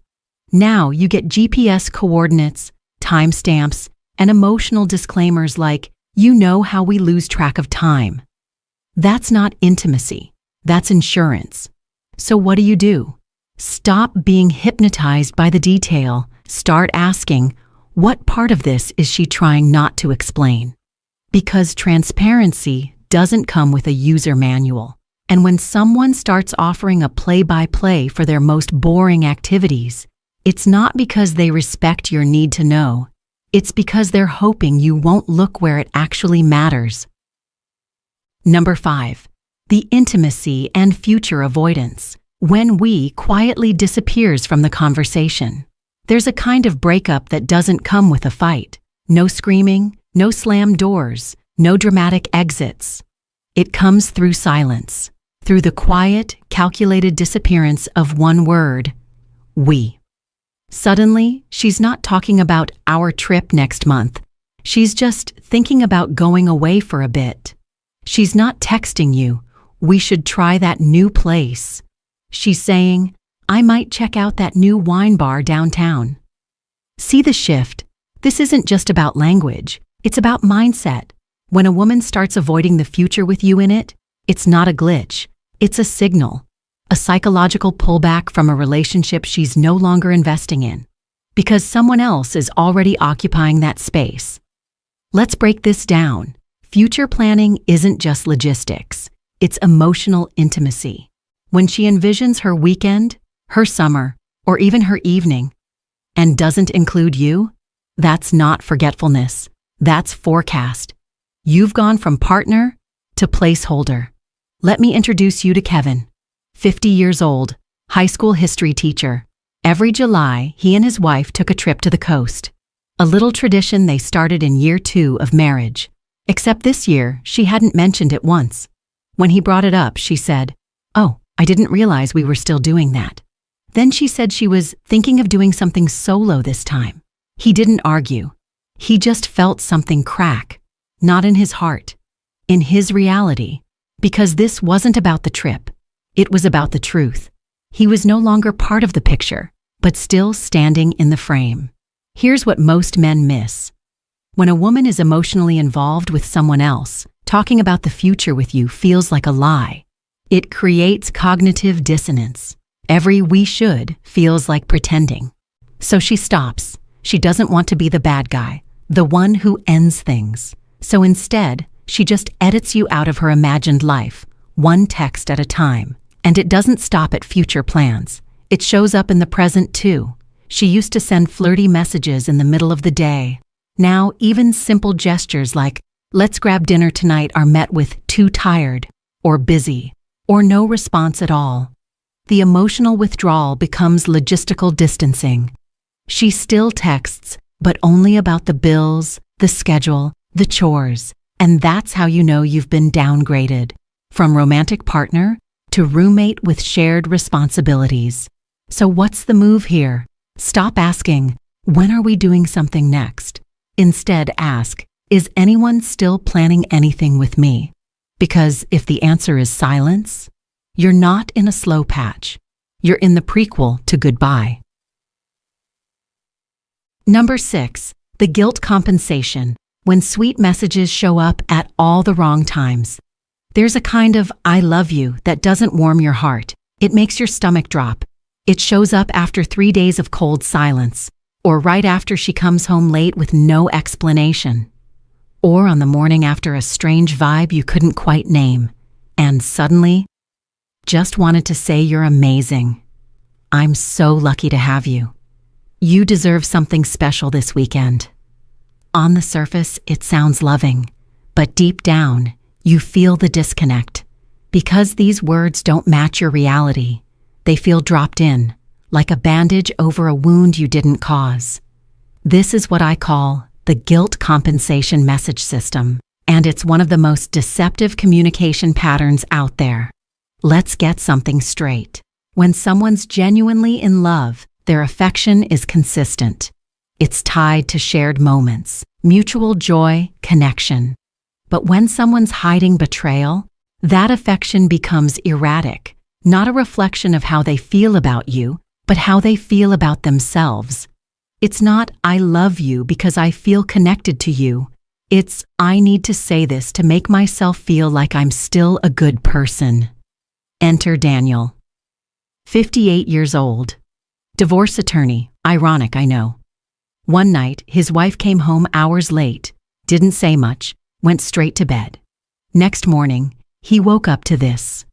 I'm just so grateful for you. Thank you for always being there for me. No mention of the night before, no apology, just that sweet, disconnected praise. And Daniel? He'd seen too much. He knew this wasn't affection. It was atonement. Here's what most men miss. These sudden bursts of sweetness aren't romantic. They're transactional. She's not telling you who you are. She's telling herself who she wants to believe she still is. Because deep down, she knows what she's doing. She knows it's unfair. She knows she's checked out, emotionally, maybe even physically. And these messages, they're her emotional receipts.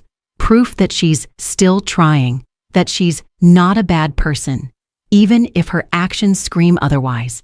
And if you're not careful, you'll cling to those crumbs. You'll mistake emotional guilt for emotional investment. And that is how you stay stuck. So how do you tell the difference? Ask yourself one question. Does this message feel like it's connected to anything real? A great moment? A shared laugh? An actual experience between you two? Or does it feel like it came out of nowhere? Like she's ticking boxes on a good partner checklist? Because real affection builds. It's earned. It has rhythm and timing. But guilt compensation? It's random. It's rushed. And it's rooted in fear, not love. Don't get seduced by sweet words when they're delivered with cold behavior. Don't let a soft sentence erase a month of silence. And most of all, don't confuse her conscience with her commitment. The wake-up call. Stop investigating. Start mirroring. At this point, if you've seen 2 or more of these signs, consistently, not just once, then let's be honest. You're not in a relationship. You're in a cover story. And the longer you keep trying to figure her out, the further you drift from figuring yourself out. So here's the hard truth. This isn't about playing detective. It's not about gathering more timestamps, analyzing emojis, or replaying every conversation in your head. You don't need more evidence. You need more self-respect. Because chasing proof is just another form of denial. You're hoping, if you catch her red-handed, that it'll mean something, that she'll feel bad, that she'll admit it, that maybe, just maybe, you can fix this. But here's the kicker. If she's already that far gone, the problem isn't that you don't know the truth. It's that you don't want to accept it. So let's shift the game. From chasing her truth to claiming yours. If her energy is cold, match it. If she's transactional, stop sending poems. If she's absent, stop making excuses for her presence. This is not about revenge. It's about alignment. When someone stops showing up emotionally, mentally, or physically, stop overcompensating for their absence. Because here's what no one tells you. The moment you stop trying to pull her back in is the moment you start pulling yourself out. Let me be very clear. This is not where you confront her with screenshots. This is where you confront yourself with boundaries, not to punish her, but to protect you, because you can't text your way back into someone's heart. You can't guilt her into staying loyal, and you definitely can't save a relationship by being the only one trying. So instead of asking, "What is she hiding?" ask this: "What part of me is still hoping she'll turn back, even when every sign says she's already left?" Your power isn't in what you catch. It's in what you choose to carry forward. Walk with that. You don't need to catch her in the act. You've already caught the truth.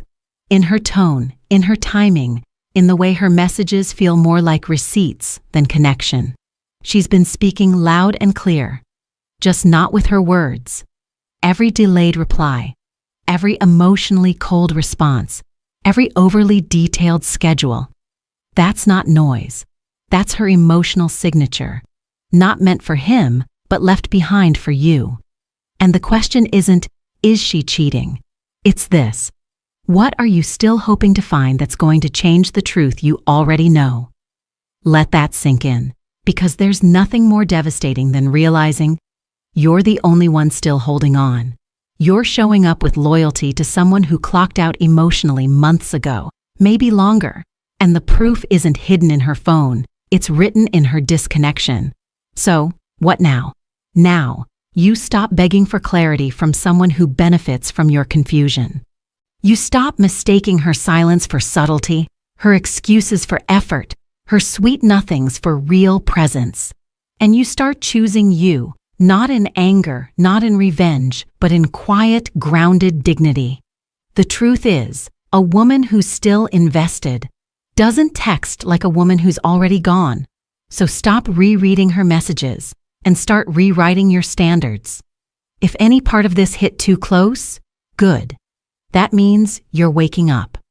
Now it's time to act like it. Don't drop a comment saying, "She's changed." Drop one saying, "I changed after today." Because that's how it begins, not by trying to get her back, but by finally getting yourself back. And if you want more truth that cuts through the noise and hands your power back to you, hit that subscribe button. Drop your thoughts below. I read them. I see you. And I'll be right here, telling you the things no one else will. You ready to rise? Good. Let's go. Here's the truth most men don't want to face. Women cheat differently than men. They don't just stumble into it. They prepare, they detach, they justify. And by the time you notice, it's already over. That's why so many men get blindsided. But betrayal doesn't just appear out of thin air. It happens when three conditions collide. Three specific things that, once in place, almost guarantee she'll look elsewhere. If you don't know what they are, you're vulnerable. But if you do, you'll see the danger signs long before she crosses the line. In this video, I'll walk you through those three things step by step.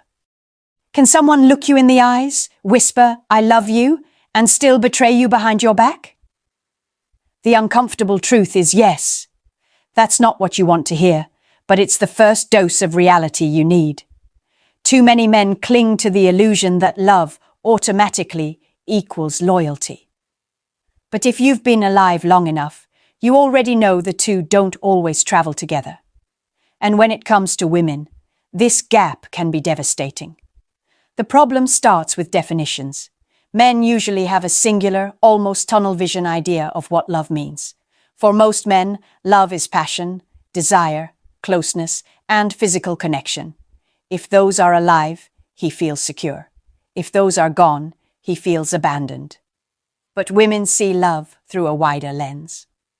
Psychology breaks it down into 4 major categories, and when you understand these, you'll see why a woman can cheat and still claim she loves you. The first is eros. This is the fiery, intoxicating love of passion and closeness. It's the kind of love that keeps couples up all night, that pulls them into each other's orbit like gravity. It's addictive, it's exciting, and it's what most men crave. The second is philia. This is the bond of friendship, the calm, steady connection between equals. when couples have been together for years and the fire of passion cools, philia is often what remains. She may still love you in this way, but it's not the kind of love that stops her from seeking passion elsewhere. The third is storge. This is the natural affection between parents and children.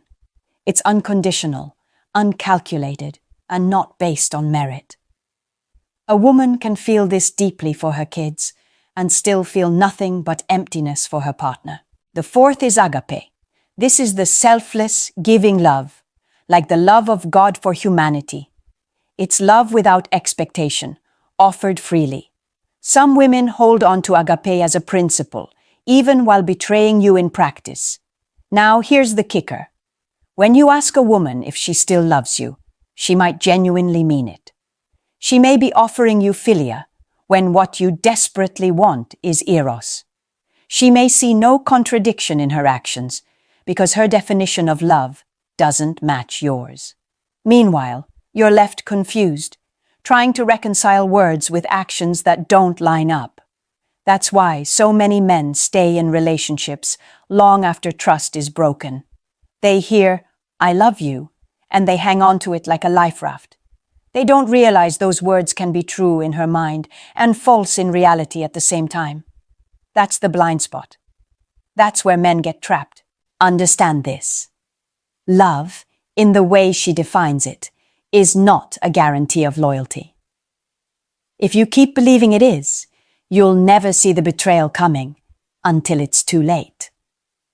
Now that you understand why love doesn't always mean loyalty, let's cut straight into the 3 real reasons women cheat. Number 1, when she craves variety and feels starved. You've probably heard the old cliché. Men cheat for variety, women cheat for emotion. And most men nod along, thinking women are naturally more loyal, that they don't crave change the way men do. That's one of the most dangerous lies you can believe. Because here's the truth. Women also crave variety. They just mask it better. When a woman feels starved inside her relationship, whether it's physical closeness or emotional attention, she starts looking outward. And unlike men, who might pursue novelty for the thrill alone, women often justify it as a way to fill a gap. She tells herself she's not abandoning her marriage or her partner. She's simply outsourcing what she's not getting at home. Picture this. She still cooks dinner. She still tucks the kids into bed. She still smiles across the table at you. On the surface, she looks like the perfect wife. But late at night, while you're snoring in bed, she's texting another man. Not because she doesn't care about her family, but because the hunger inside her has grown unbearable. That quiet longing becomes a secret life. This is where men get blindsided. You think as long as you're providing, as long as the bills are paid, you're doing your job. But relationships don't run on autopilot. If she feels unseen, untouched, or emotionally ignored, she will find someone who makes her feel alive again. It's not about whether you're a good man. It's about whether you're meeting the needs she values most. Now, let's be clear. This doesn't excuse betrayal. It explains the psychology. A woman might stay in her marriage for years while secretly feeding her desire elsewhere. She convinces herself she's protecting her family, that this double life is the lesser evil. She gets to keep her stability while chasing her cravings in the shadows. The irony is brutal. She can justify it in her mind as a way of saving the relationship. If I can just get this need met somewhere else, I won't have to leave him. Meanwhile, you're being quietly replaced, not all at once, but piece by piece. By the time you notice, the emotional bond between you is already cracked beyond repair. Here's the lesson. When you don't step up to fulfill her emotional and intimate needs, someone else will. That's not fear-mongering. That's reality. And the men who ignore it are the ones who wake up one day realizing their loyal partner has been living a second life right under their nose. Number 2. when her love and respect for you slowly fade away. A woman almost never leaves suddenly. Long before she walks out of the house with her suitcase, she's already walked out in her heart. That's the cruel difference men rarely see coming. By the time you notice her coldness, her distance, or her silence, she's been detaching for months, sometimes years. It doesn't always start with another man. It often starts with you. Maybe you thought you were being a strong leader, but you slipped into control. Maybe you thought being busy at work was noble, but she felt invisible. Maybe you assumed love was permanent, so you stopped putting effort into the small gestures that once made her light up. Whatever the reason, the slow erosion of respect is what kills her love. On the outside, she might keep smiling. She'll say, "I'm fine." She'll laugh at family gatherings. She'll go through the motions of being your partner. But inside, there's a widening emptiness, a void where affection used to live. She no longer looks at you with admiration. She looks at you like a burden, like someone she has to endure. And here's the chilling part. Once a woman loses respect for you, regaining it is nearly impossible. That's why, for many women, cheating becomes less about pleasure and more about escape. It's not always a sudden spark with another man. It's the slow drip of disappointment, the suffocating weight of unmet needs, until she convinces herself, "I deserve to feel alive again." When her respect dies, when her affection dries up, the door to betrayal opens wide. This is why men often feel blindsided. You thought things were fine. She told you they were. But women are experts at maintaining the facade while secretly disconnecting. By the time she acts out, she's already built her exit strategy emotionally. Cheating, in this case, isn't random. It's the final step of a long process of detachment. Understand this. Once a woman has emotionally checked out, leaving her will hurt you more than it hurts her, because she's already gone. And if you're blind to the signs, you'll cling to a ghost, wondering how it all crumbled so suddenly. The reality is harsh but simple. Love doesn't die overnight. It withers when respect fades, when admiration is replaced with resentment, when closeness is replaced with silence. And once she crosses that line, betrayal isn't a question of if, it's a matter of when. Number 3. When fear and circumstances push her into someone else's arms. Not every act of betrayal comes from passion. Sometimes it's born out of fear. Fear of being alone. Fear of starting over. Fear of financial instability. Of raising kids without support. Of what friends or family will say. A woman doesn't always cheat because she's deeply in love with someone else. Sometimes she cheats because she feels trapped and powerless in the life she already has. This is where the psychology of safety nets comes in. Instead of walking away, she clings to the stability you provide while secretly building a backup plan with someone else. She doesn't see it as abandoning you. She sees it as cushioning her fall.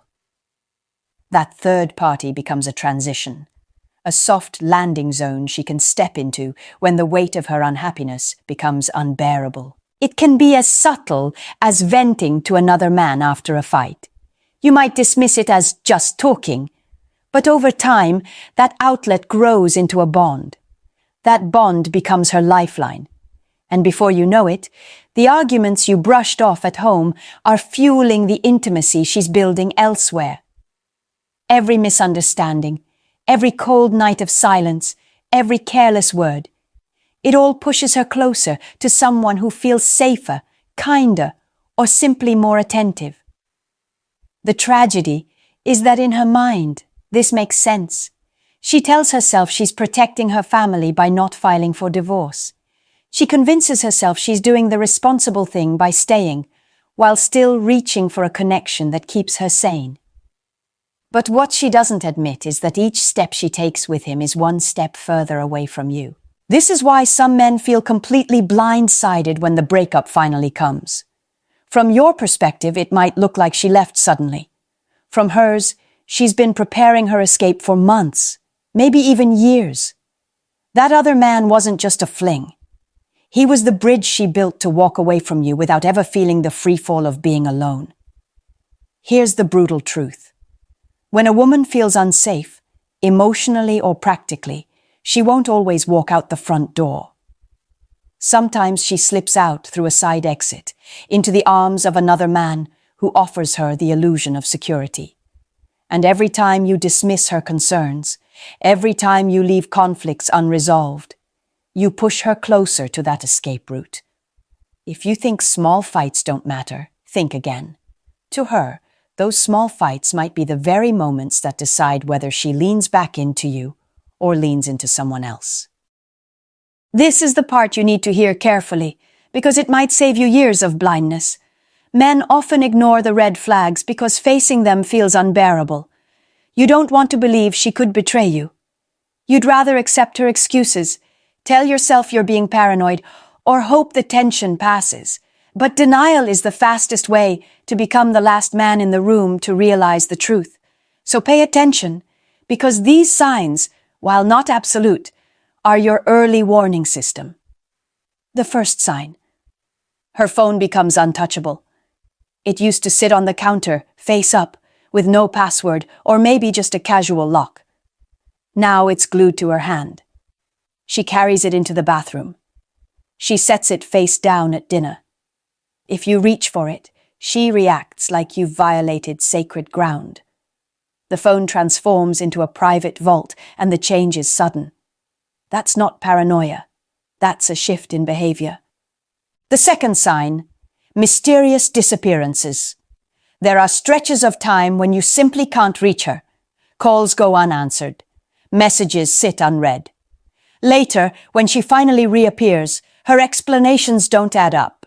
She was busy with work, but her story has holes. She was with a friend, but you never hear about that friend again. When a woman becomes unavailable in ways she never was before, that's a signal she's investing her time elsewhere. The third sign, a sudden obsession with her appearance. There's nothing wrong with wanting to look good, but you'll notice the difference. She starts spending extra time getting ready for routine errands. Her wardrobe shifts. Her makeup becomes bolder.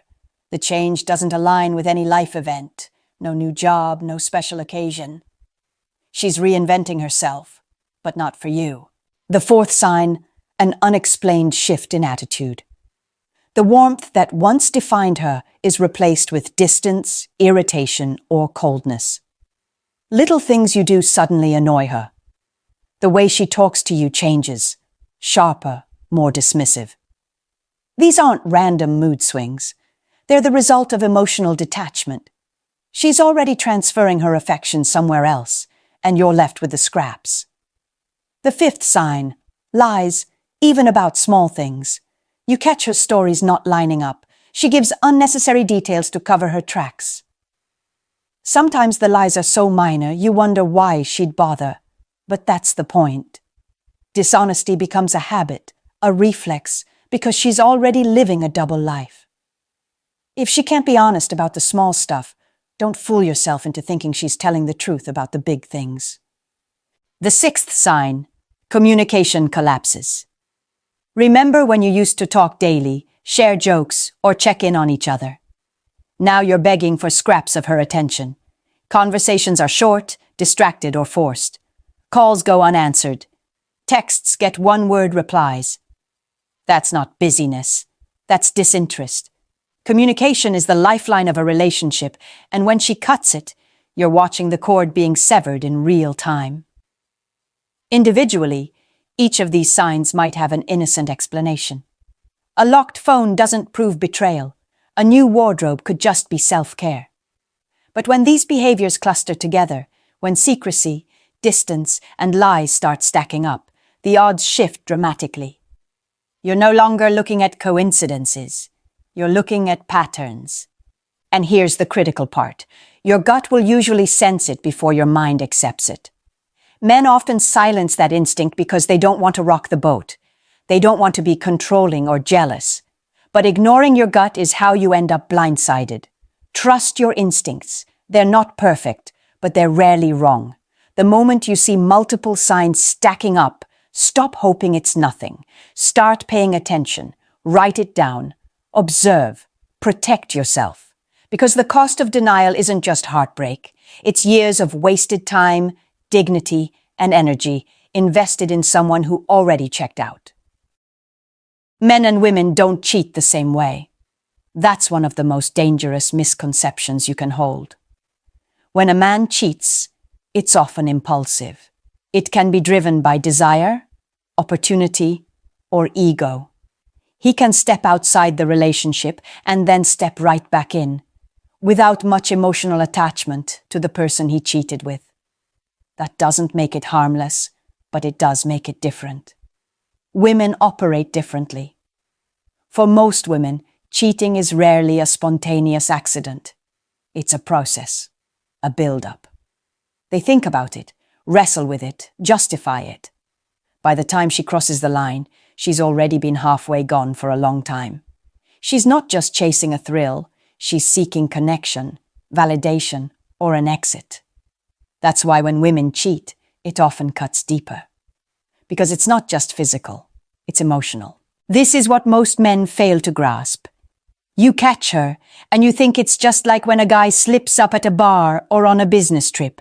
You tell yourself, if she just stops, we can fix this. But what you don't see is that her betrayal is layered with months, maybe years, of emotional detachment. She didn't stumble into someone else's arms. She walked there step by step, while you were still convinced everything was fine. That's why, when men finally uncover the truth, it feels like a bomb has gone off. You thought you were losing her attention slowly. In reality, you lost her heart long before you discovered the evidence. By the time she's physically unfaithful, the emotional bridge back to you is already burned. Here's the harsh reality. Women rarely cheat without feelings, and those feelings don't just vanish once the affair is exposed. That's why so many men struggle to win her back after betrayal, while she feels almost relieved it's out in the open. For her, the act of cheating wasn't the beginning of the end. It was the conclusion of a long, silent journey away from you. So stop comparing male and female infidelity as if they're the same animal. They're not. A man can sometimes compartmentalize, detach, and move on.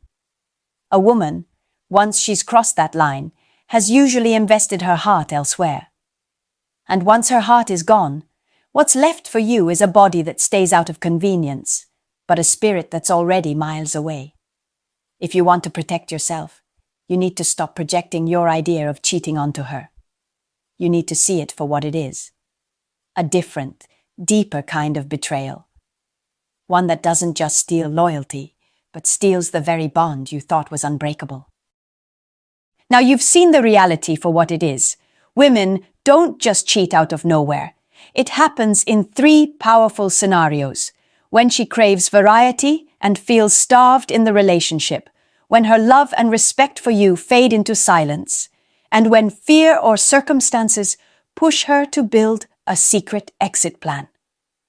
Add to that the subtle warning signs, the locked phone, the sudden disappearances, the shift in appearance, the lies, the coldness, the collapse of communication, and you have a map of betrayal unfolding right in front of you. But here's the gut punch. Men are almost always the last to know. She's been preparing, planning, and detaching long before you saw the smoke. By the time you confront her, the fire has already burned through the foundation. That's why so many men feel blindsided, not because the signs weren't there, but because they refused to see them. The truth is brutal but freeing. You cannot control whether a woman chooses to betray you. You cannot force loyalty out of someone who has already left in her heart. What you can control is your awareness, your standards, and your response. You can choose to stop ignoring your gut. You can choose to pay attention to patterns instead of excuses. And most importantly, you can choose not to beg for the scraps of love from someone who has already handed them to another man.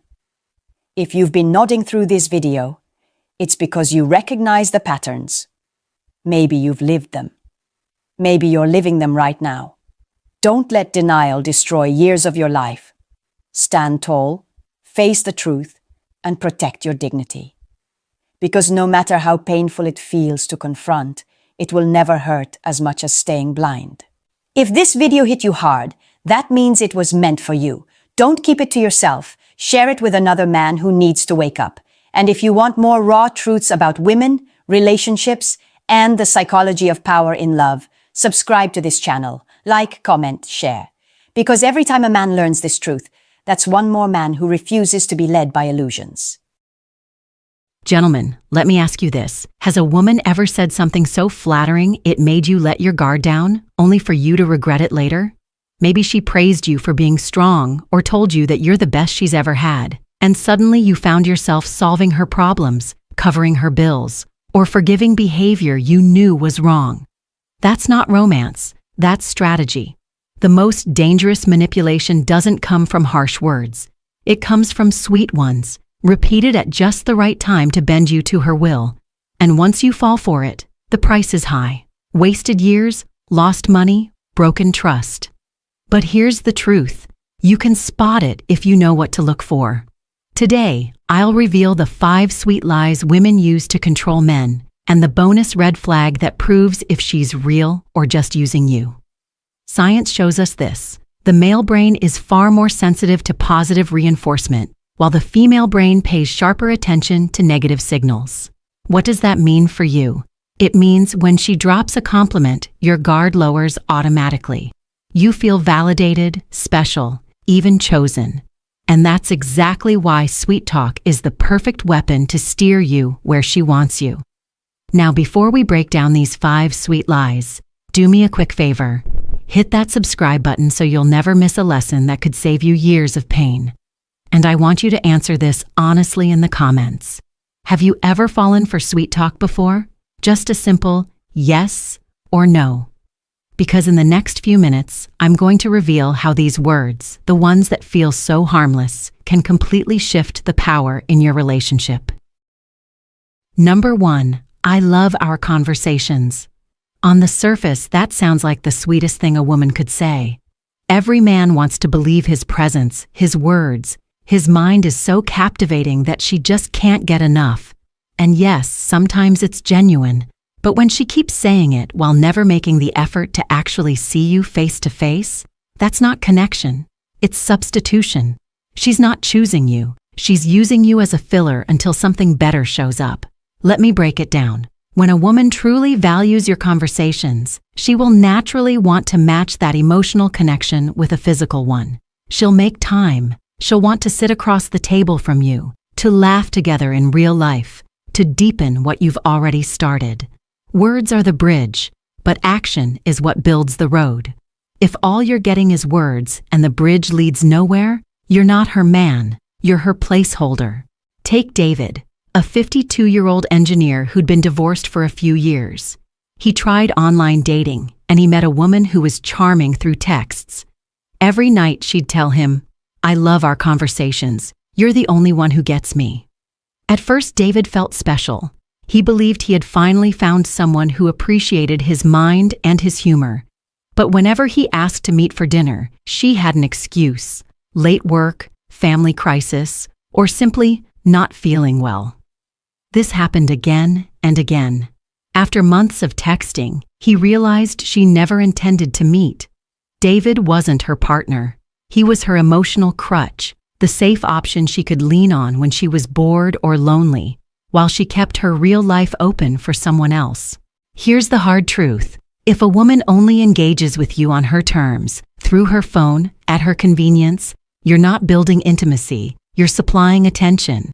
And attention is addictive. She's getting her fix of validation, while you confuse her availability to chat with genuine interest. That confusion is dangerous, because men are biologically wired to respond strongly to positive stimuli. When she sprinkles a sweet line like, "I love our conversations," your brain lights up. You mistake comfort for commitment. So how do you know if it's real?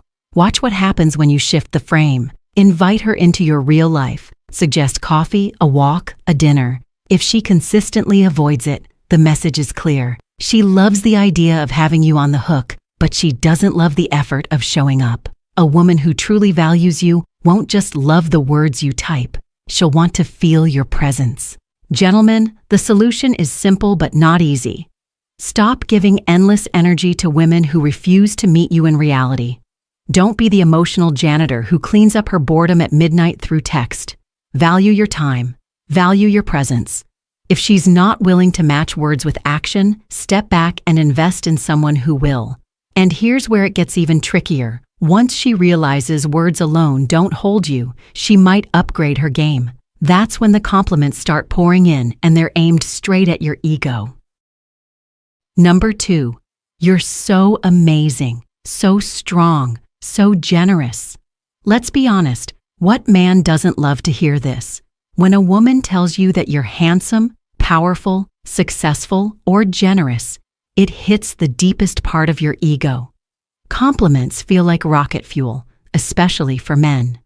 Your brain lights up with dopamine, and for a moment you feel invincible. But here's the catch. If she's only saying it to set you up for an ask, then it's not admiration. It's strategy. You see, flattery by itself isn't dangerous. We all need it, and in a healthy relationship, it flows naturally. But when every compliment is followed by a request, that's when you know you're not being celebrated. You're being softened up. It's like a salesman who tells you how smart you are right before sliding the contract across the table. She's not admiring you. She's conditioning you. Mark, a 47-year-old business owner, learned this the hard way. He started dating a woman who constantly told him, "You're so generous. You're the kindest man I've ever met." At first, Mark felt proud. Finally, someone saw his good heart. But soon, every compliment had a price tag. Right after praising his generosity, she'd mention her phone bill that needed paying. A week later, after calling him such a strong man, she hinted about her broken fence. By the 3rd month, it was her rent. The pattern was clear: compliments in, requests out. And Mark realized he wasn't in a romance. He was in a transaction. Here's what you need to notice. The timing. Real admiration stands on its own. Fake admiration comes with strings attached. If she tells you you're amazing and then soon after asks for money, favors, or problem solving, you're being played. And the requests don't always look financial. Sometimes it's endless rides, constant errands, or emotional labor she should be handling herself. The point isn't the size of the ask, it's the predictability of the pattern. Now here's the solution. When she gives you a compliment, don't let it cloud your judgment. Instead, pause and observe. Does the praise stand by itself, or does it open the door to a hidden agenda? One simple test. Say, "Thank you," and leave it there. If she smiles and the moment stays light, that's genuine. If she pivots into, "Actually, could you help me with?" then you have your answer. Men, you need to understand this. A woman who truly values you compliments you because it brings her joy to uplift you, not because she wants to cash in on your pride. Real love fuels you. Manipulation drains you. And if you ignore this difference, you'll end up pouring your resources into someone who doesn't love you, just loves what you can provide.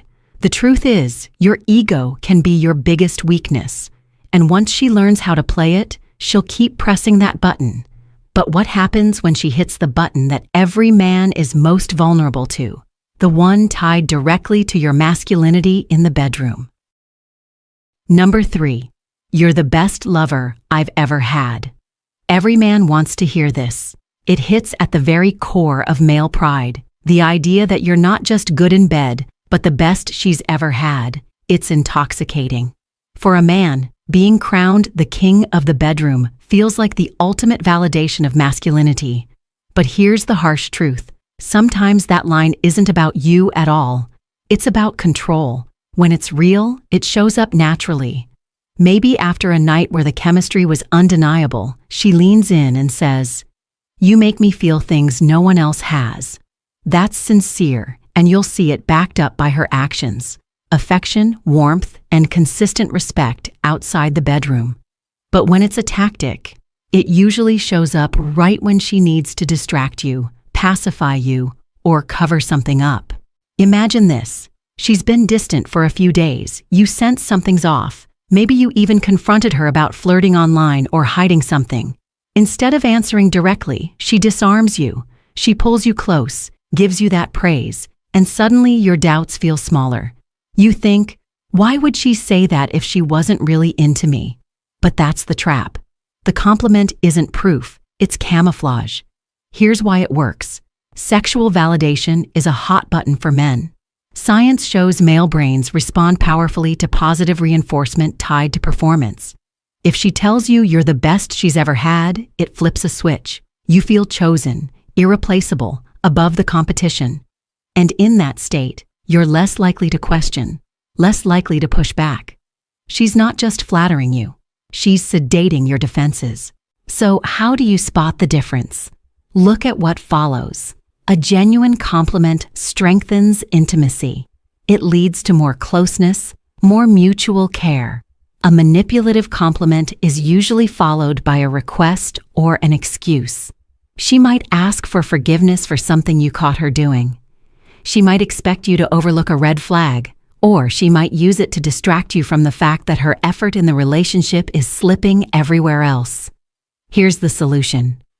Don't let your pride blind you.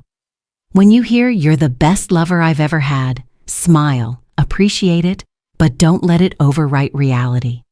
Ask yourself, does her overall behavior match her words? Is she showing up outside the bedroom with the same respect, commitment, and consistency? If the answer is no, then that line isn't a compliment. It's currency. She's paying you in flattery to buy herself more freedom to act without accountability. Men, your strength lies in being able to separate your ego from your judgment. If you can enjoy the compliment without being controlled by it, you win. If not, you'll keep excusing behavior that chips away at your dignity. And here's the kicker. If she can manipulate you with intimacy, imagine what happens when she drops the 3 most powerful words in the English language. Not just, "You're amazing," not even, "You're the best," but, "I love you." Number 4, I love you. 3 little words that every man longs to hear.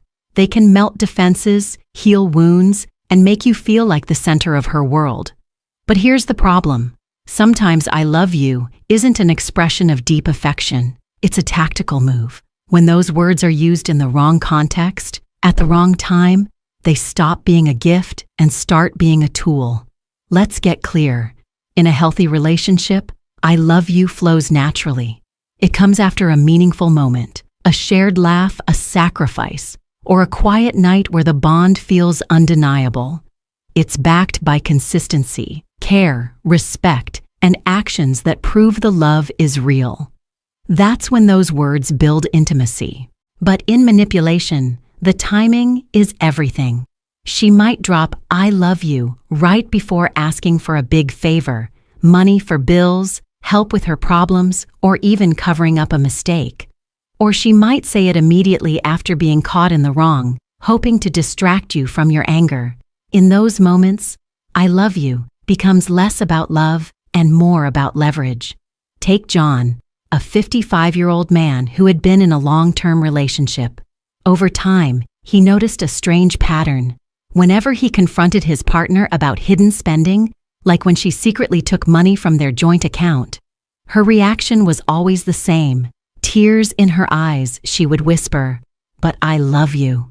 At first, John softened. He thought, if she really loves me, maybe I'm overreacting. But eventually, he realized those words were never followed by changed behavior. They were just a shield to deflect accountability. The love was conditional. It only surfaced when she needed to neutralize his boundaries. Here's how you protect yourself. Pay attention to context, frequency, and aftermath. Does she say "I love you" in moments of genuine closeness, or only when she wants something? Does she repeat it like a broken record every time you resist, as if trying to overwrite your instincts? And most importantly, what happens after? Real love creates lasting warmth. Manipulative love vanishes the moment you give in, until the next demand. Gentlemen, The solution is simple but firm. Don't measure love by words alone. Test it against actions. When she says, "I love you," observe what follows. Does she respect your boundaries, or does she push them?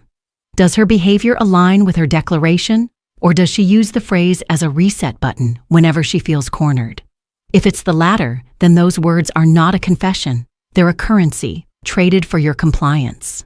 It hurts to admit this, but it's better to face the truth now than to be drained slowly over years. Real love thrives in honesty and action. Fake love hides in timing and excuses. And if you think "I love you" can be manipulative, wait until you hear the 4 words designed to strike right at a man's protector instinct. You're my hero. Number 5. You're my hero. These 4 words can melt a man faster than anything else. Why? Because every man, deep down, wants to be seen as strong, reliable, the one she can count on. Being called hero taps into your protector instinct. It's flattering, it feels noble, it makes you believe you're indispensable. But here's the reality. Sometimes it's not admiration, it's bait. When it's sincere, "You're my hero" comes from gratitude. Maybe you helped her through a tough week, stood by her during a crisis, or simply showed up consistently. In those cases, the words are backed by appreciation. You see it in how she treats you afterward, with respect, reciprocity, and care. She admires you because she values who you are, not just what you can do. But when it's manipulation, the phrase always comes tied to a need. She calls you her hero right before asking for help with something she should be handling herself. Suddenly, being her hero means fixing her car, paying her bills, or bailing her out of a mess she created. Notice the pattern. The title of hero is dangled in front of you like a medal, but the cost of keeping it grows higher and higher. Here's the danger. Once you buy into the role, you'll start overgiving to protect the identity she created for you. You don't want to lose the admiration, so you keep proving yourself again and again. Meanwhile, she doesn't actually respect you. She's managing you. You're not her hero. You're her handyman, her financier, her safety net. So how do you tell the difference? Pay attention to how often the word shows up. Real gratitude isn't rehearsed. It's rare and genuine. Manipulation, on the other hand, is predictable. If "you're my hero" shows up every time she needs something, you're not being loved. You're being leveraged. Here's the solution. Don't let your need for validation trap you. If she calls you her hero, thank her, but don't rush into proving it. Step back and ask yourself, is this something she could and should be handling herself? Would she still call me her hero if I said no? That's the test. If the admiration disappears the moment you stop serving, it wasn't admiration at all. It was a mask. Men, remember this. You don't need a woman to crown you a hero. Your worth doesn't come from saving someone who refuses to save herself. A real partner won't need you to constantly prove your value through sacrifice. She'll admire you for who you are, not just for what you can provide. And here's where things reach the breaking point. Because while hero flatters your ego, the most dangerous phrase doesn't sound sweet at all. It's bitter, guilt-ridden, and usually comes right after you say no.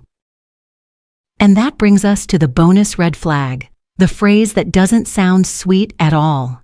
It's not part of the 5 sweet lies, but it's every bit as manipulative.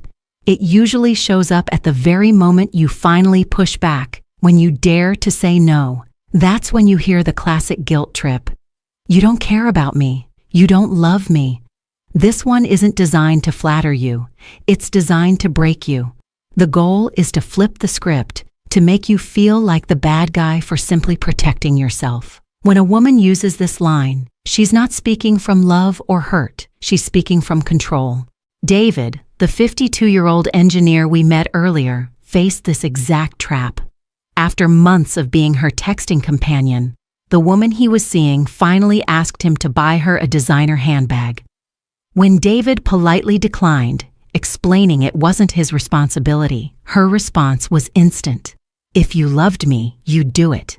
You don't care about me at all. Suddenly, he wasn't a man with healthy boundaries. He was painted as selfish, cold, even cruel. And for a moment, David questioned himself. Was he being too harsh? Was he failing her? That self-doubt was exactly the reaction she wanted. Here's why this tactic works. Most men fear being seen as unloving. When she attacks that core part of your identity, you scramble to prove her wrong. You buy the gift. You cave on the boundary. You swallow your no. And the second you do, the cycle is locked in. Every time you resist, she'll reach for that same weapon. It's emotional blackmail, dressed up as a test of love. But love doesn't need constant proof. Love doesn't demand that you sacrifice your dignity to show you care. Real love respects limits. Fake love punishes them. So how do you deal with this? First, recognize it for what it is: manipulation. Don't get dragged into debating whether you care. You already know the truth. Second, respond with clarity instead of defense. Say something like, "My love isn't measured by gifts or favors. It's measured by respect." If you can't see that, then this isn't love. That response shuts down the guilt trip and shifts the responsibility back to her behavior. Men, hear me. You don't owe proof of your love every time you say no.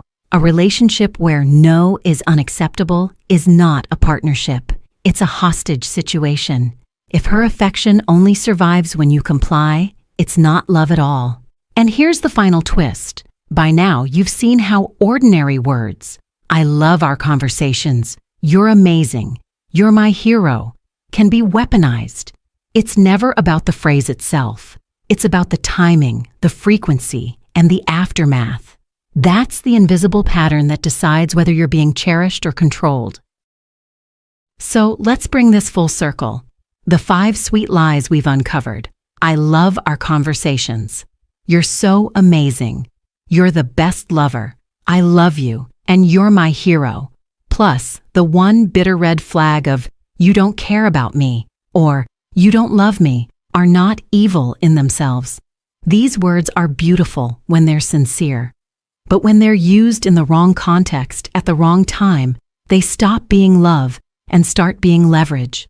Too many men only realize this after years of being drained, years of paying bills that weren't theirs, years of forgiving behavior that never changed, years of carrying the weight of a relationship that was never truly mutual. Don't let that be your story. You don't have to wait until you've lost money, time, and self-respect to wake up. You can see the red flags now, and you can step out before the damage gets worse. Here's the truth. Real love doesn't come with a price tag. It doesn't demand proof through endless favors or transactions. Love that is genuine stands strong even when you say no. It's shown through respect, consistency, and care, not through manipulation or guilt. So let me leave you with this. Pay attention to the patterns.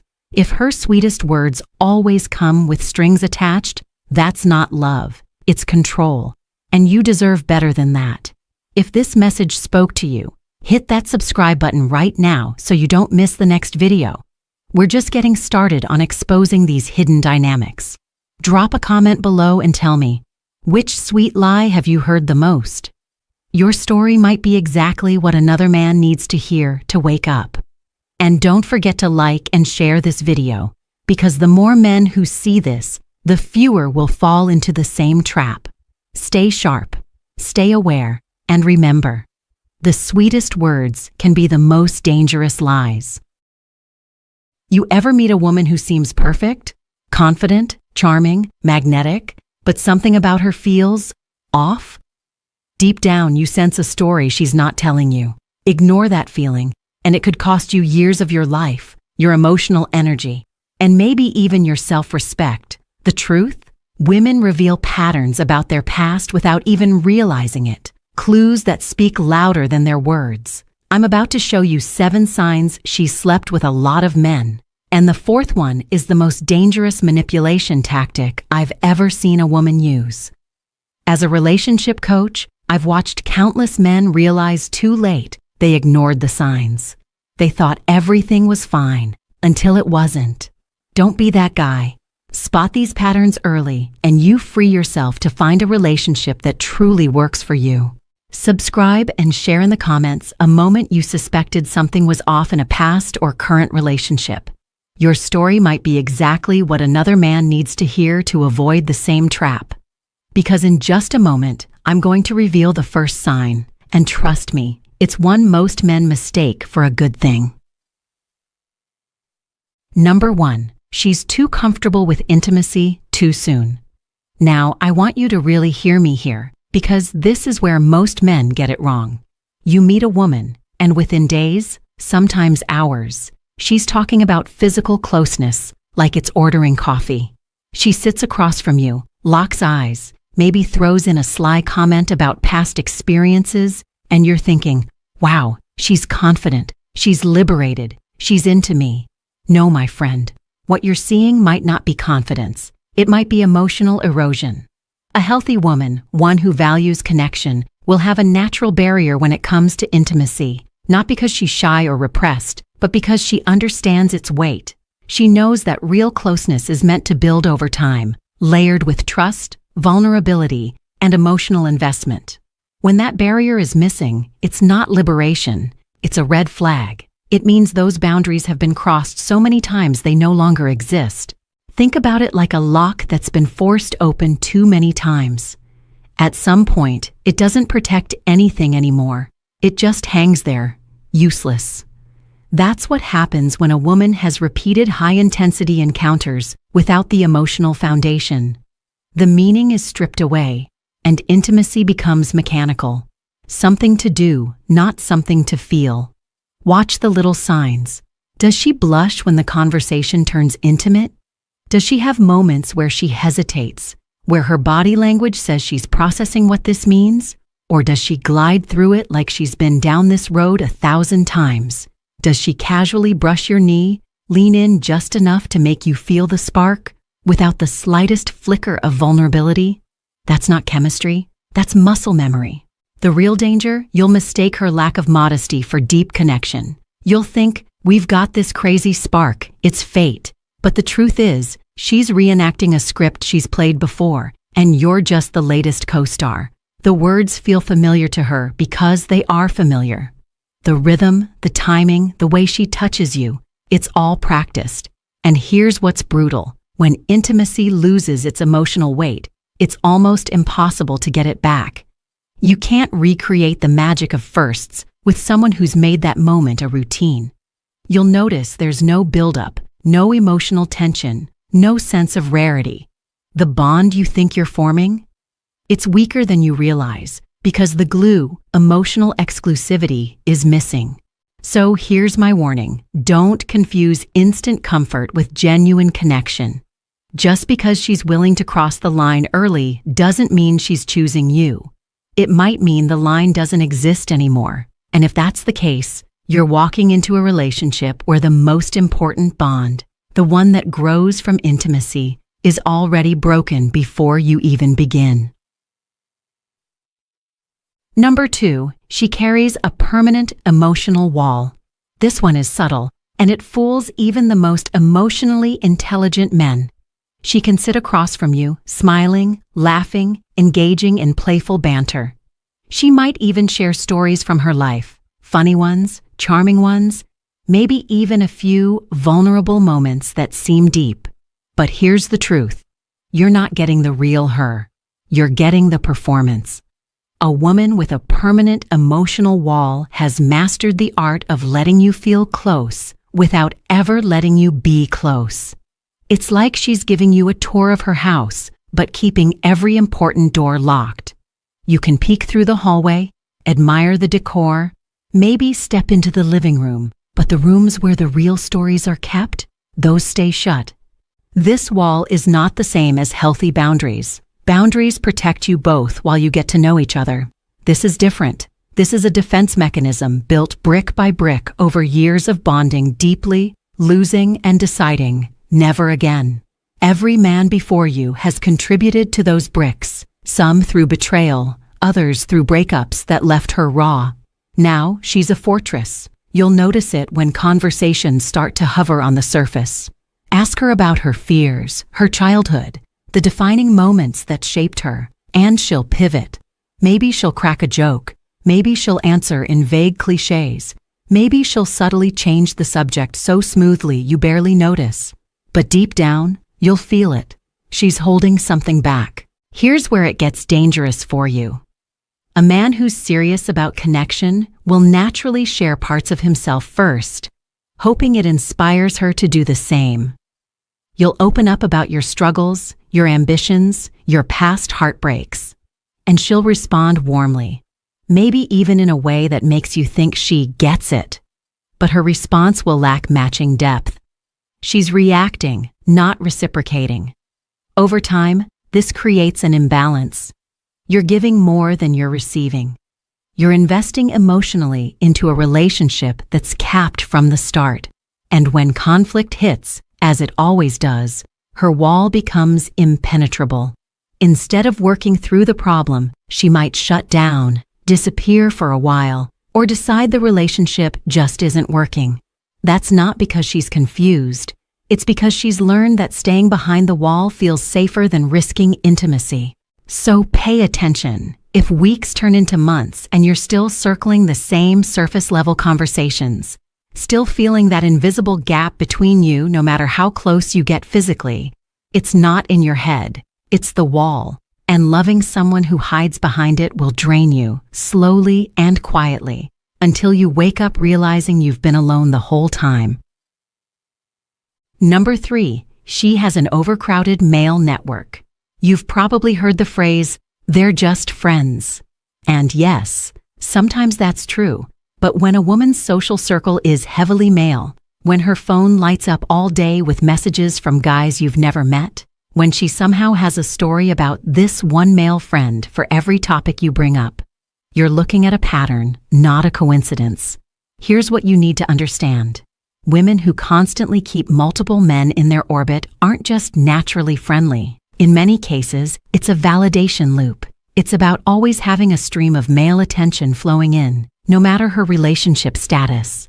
It's a quiet, constant hit of, "I'm wanted, I'm attractive, I'm relevant," and that's addictive.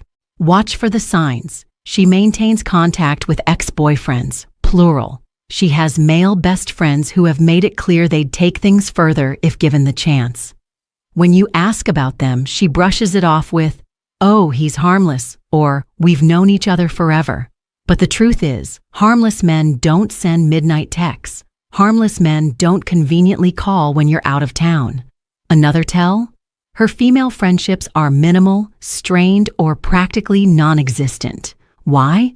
Because close friendships with women require emotional reciprocity and depth. That's harder to maintain when you've trained yourself to seek validation in quick, surface-level hits from men. Male friends don't usually demand emotional vulnerability. They just offer attention and often flirtation. And then there's the unspoken backup plan. You might think she's loyal, and maybe she believes she is, but deep in her subconscious, she's keeping doors open. If your relationship ends or even hits a rocky patch, those friends can become replacements in a matter of days. She doesn't have to start from scratch. She just promotes someone from the roster. Here's the hard truth. A woman who's constantly plugged into a network of male attention isn't truly available. Not emotionally, not mentally. And no matter how much she insists, they're just friends, you'll always feel the quiet pull of competition, and that's not a foundation for trust. Number 4, she uses intimacy as currency. This one is dangerous, not just because it's manipulative, but because it's so easy to miss until you're already hooked. You might think you're sharing genuine moments of closeness, but what you're actually in is a transaction. She's not giving intimacy, she's trading it. Here's how it plays out. Things are tense between you. Maybe you've disagreed on something. Maybe you've said no to a request. Maybe she's caught in a lie. Suddenly, her body language shifts. She becomes softer, more affectionate, maybe even physically seductive. And just like that, the tension dissolves. You feel closer again. Problem solved, right? Wrong. The problem didn't go away. It just got paid off. On the flip side, When she's upset or wants to make a point, intimacy is the first thing she withholds. Not because she's genuinely not in the mood, but because she knows it gets a reaction. It's punishment dressed up as boundaries. She's learned that your desire for closeness can be leveraged to get what she wants, whether that's an apology, a favor, or your silence. This is not natural feminine intuition. This is learned strategy. Women who have spent years in short, high-turnover relationships often figure out which tools work fastest to regain control. And physical intimacy, when weaponized, is one of the most powerful. It's the ultimate bargaining chip because it taps into your biology, your emotions, and your ego all at once. The key word here is timing. Pay attention to when the affection flows and when it dries up. Is it spontaneous, or does it always seem to arrive right after you've done something she wanted? Does it vanish exactly when she's displeased? If the timing feels too precise to be coincidence, it's probably not.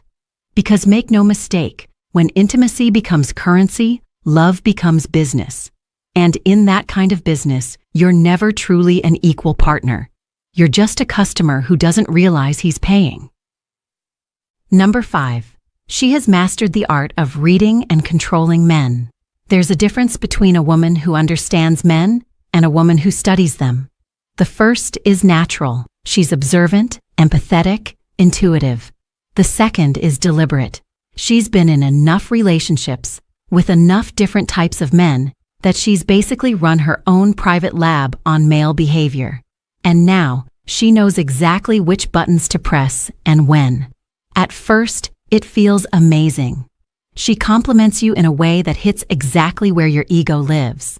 She notices the details you wish more people saw, the way you carry yourself, how you take charge, your ambition. You feel understood in a way that's rare. But here's where you need to be careful. Genuine understanding grows over time. Instant, perfect compatibility is often just a reflection of how quickly she's read you. She can identify your strengths and, more importantly, your insecurities faster than you think. And once she has that map, she can play you like a song. When she wants to pull you closer, she feeds your pride. When she wants to pull you off balance, she pokes at the cracks in your confidence. One minute, you feel like her hero. The next, you're questioning yourself and craving her reassurance. The danger here is that the manipulation is subtle. She's not storming into your life with obvious demands. She's shaping your emotional state in ways that keep her in control. She knows when to be sweet, when to be distant, when to praise, and when to let silence do the work. Every move is calculated to keep you invested and unsure at the same time. The scariest part? Men often mistake this for passion. They confuse emotional volatility with deep connection. The highs feel intoxicating. The lows make you chase harder, and before you know it, you're addicted to the cycle. That's not love, it's conditioning. If you start to feel like every emotion in your relationship is being managed, it's because it is. And once you see the strings, you can't unsee them. That's when you have a choice. Keep dancing for her approval, or walk away and reclaim the control she's been holding all along.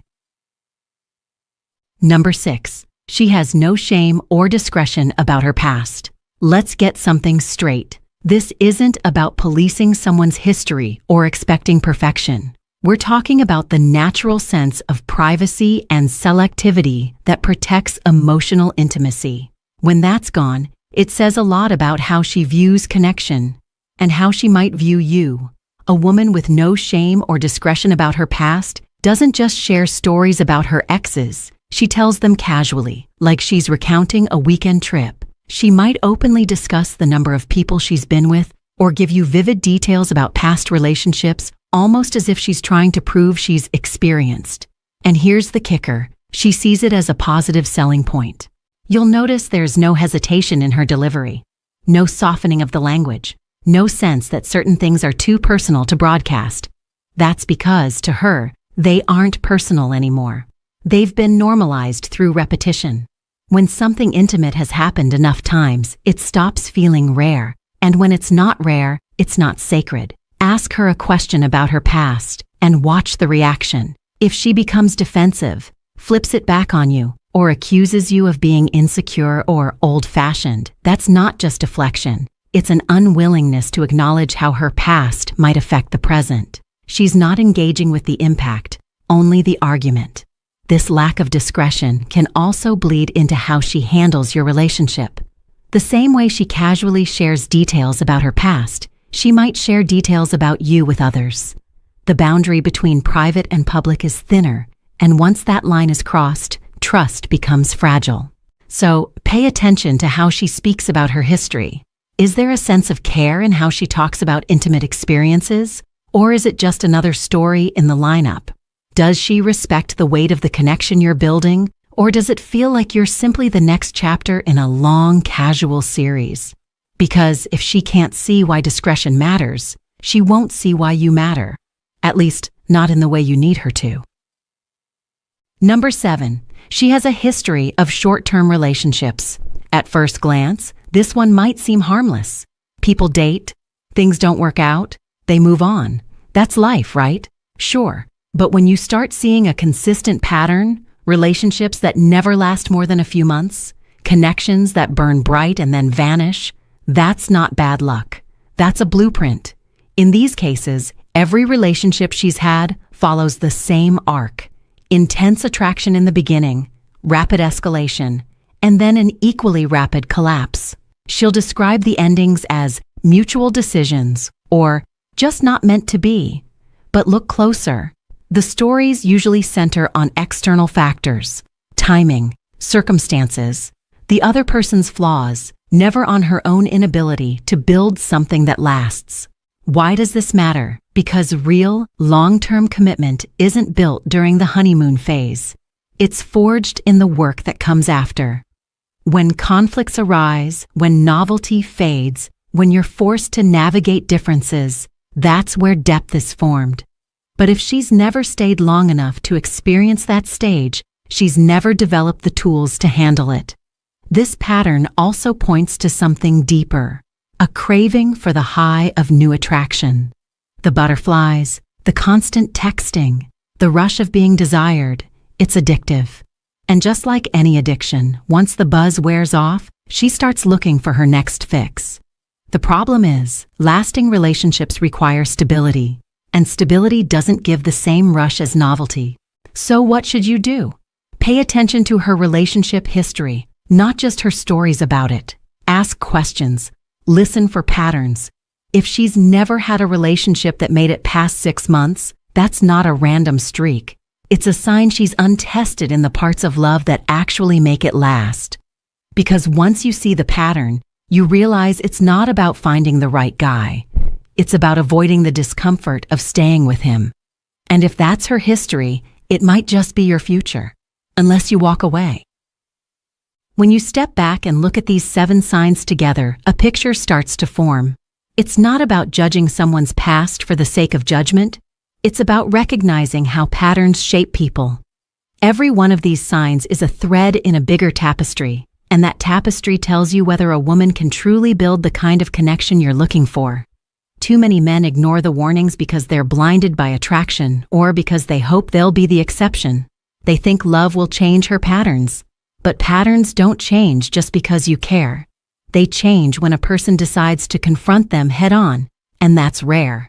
You've now seen how a lack of emotional barriers, permanent emotional walls, constant male attention, weaponized intimacy, calculated manipulation, disregard for discretion, and a history of short-term relationships are not random traits.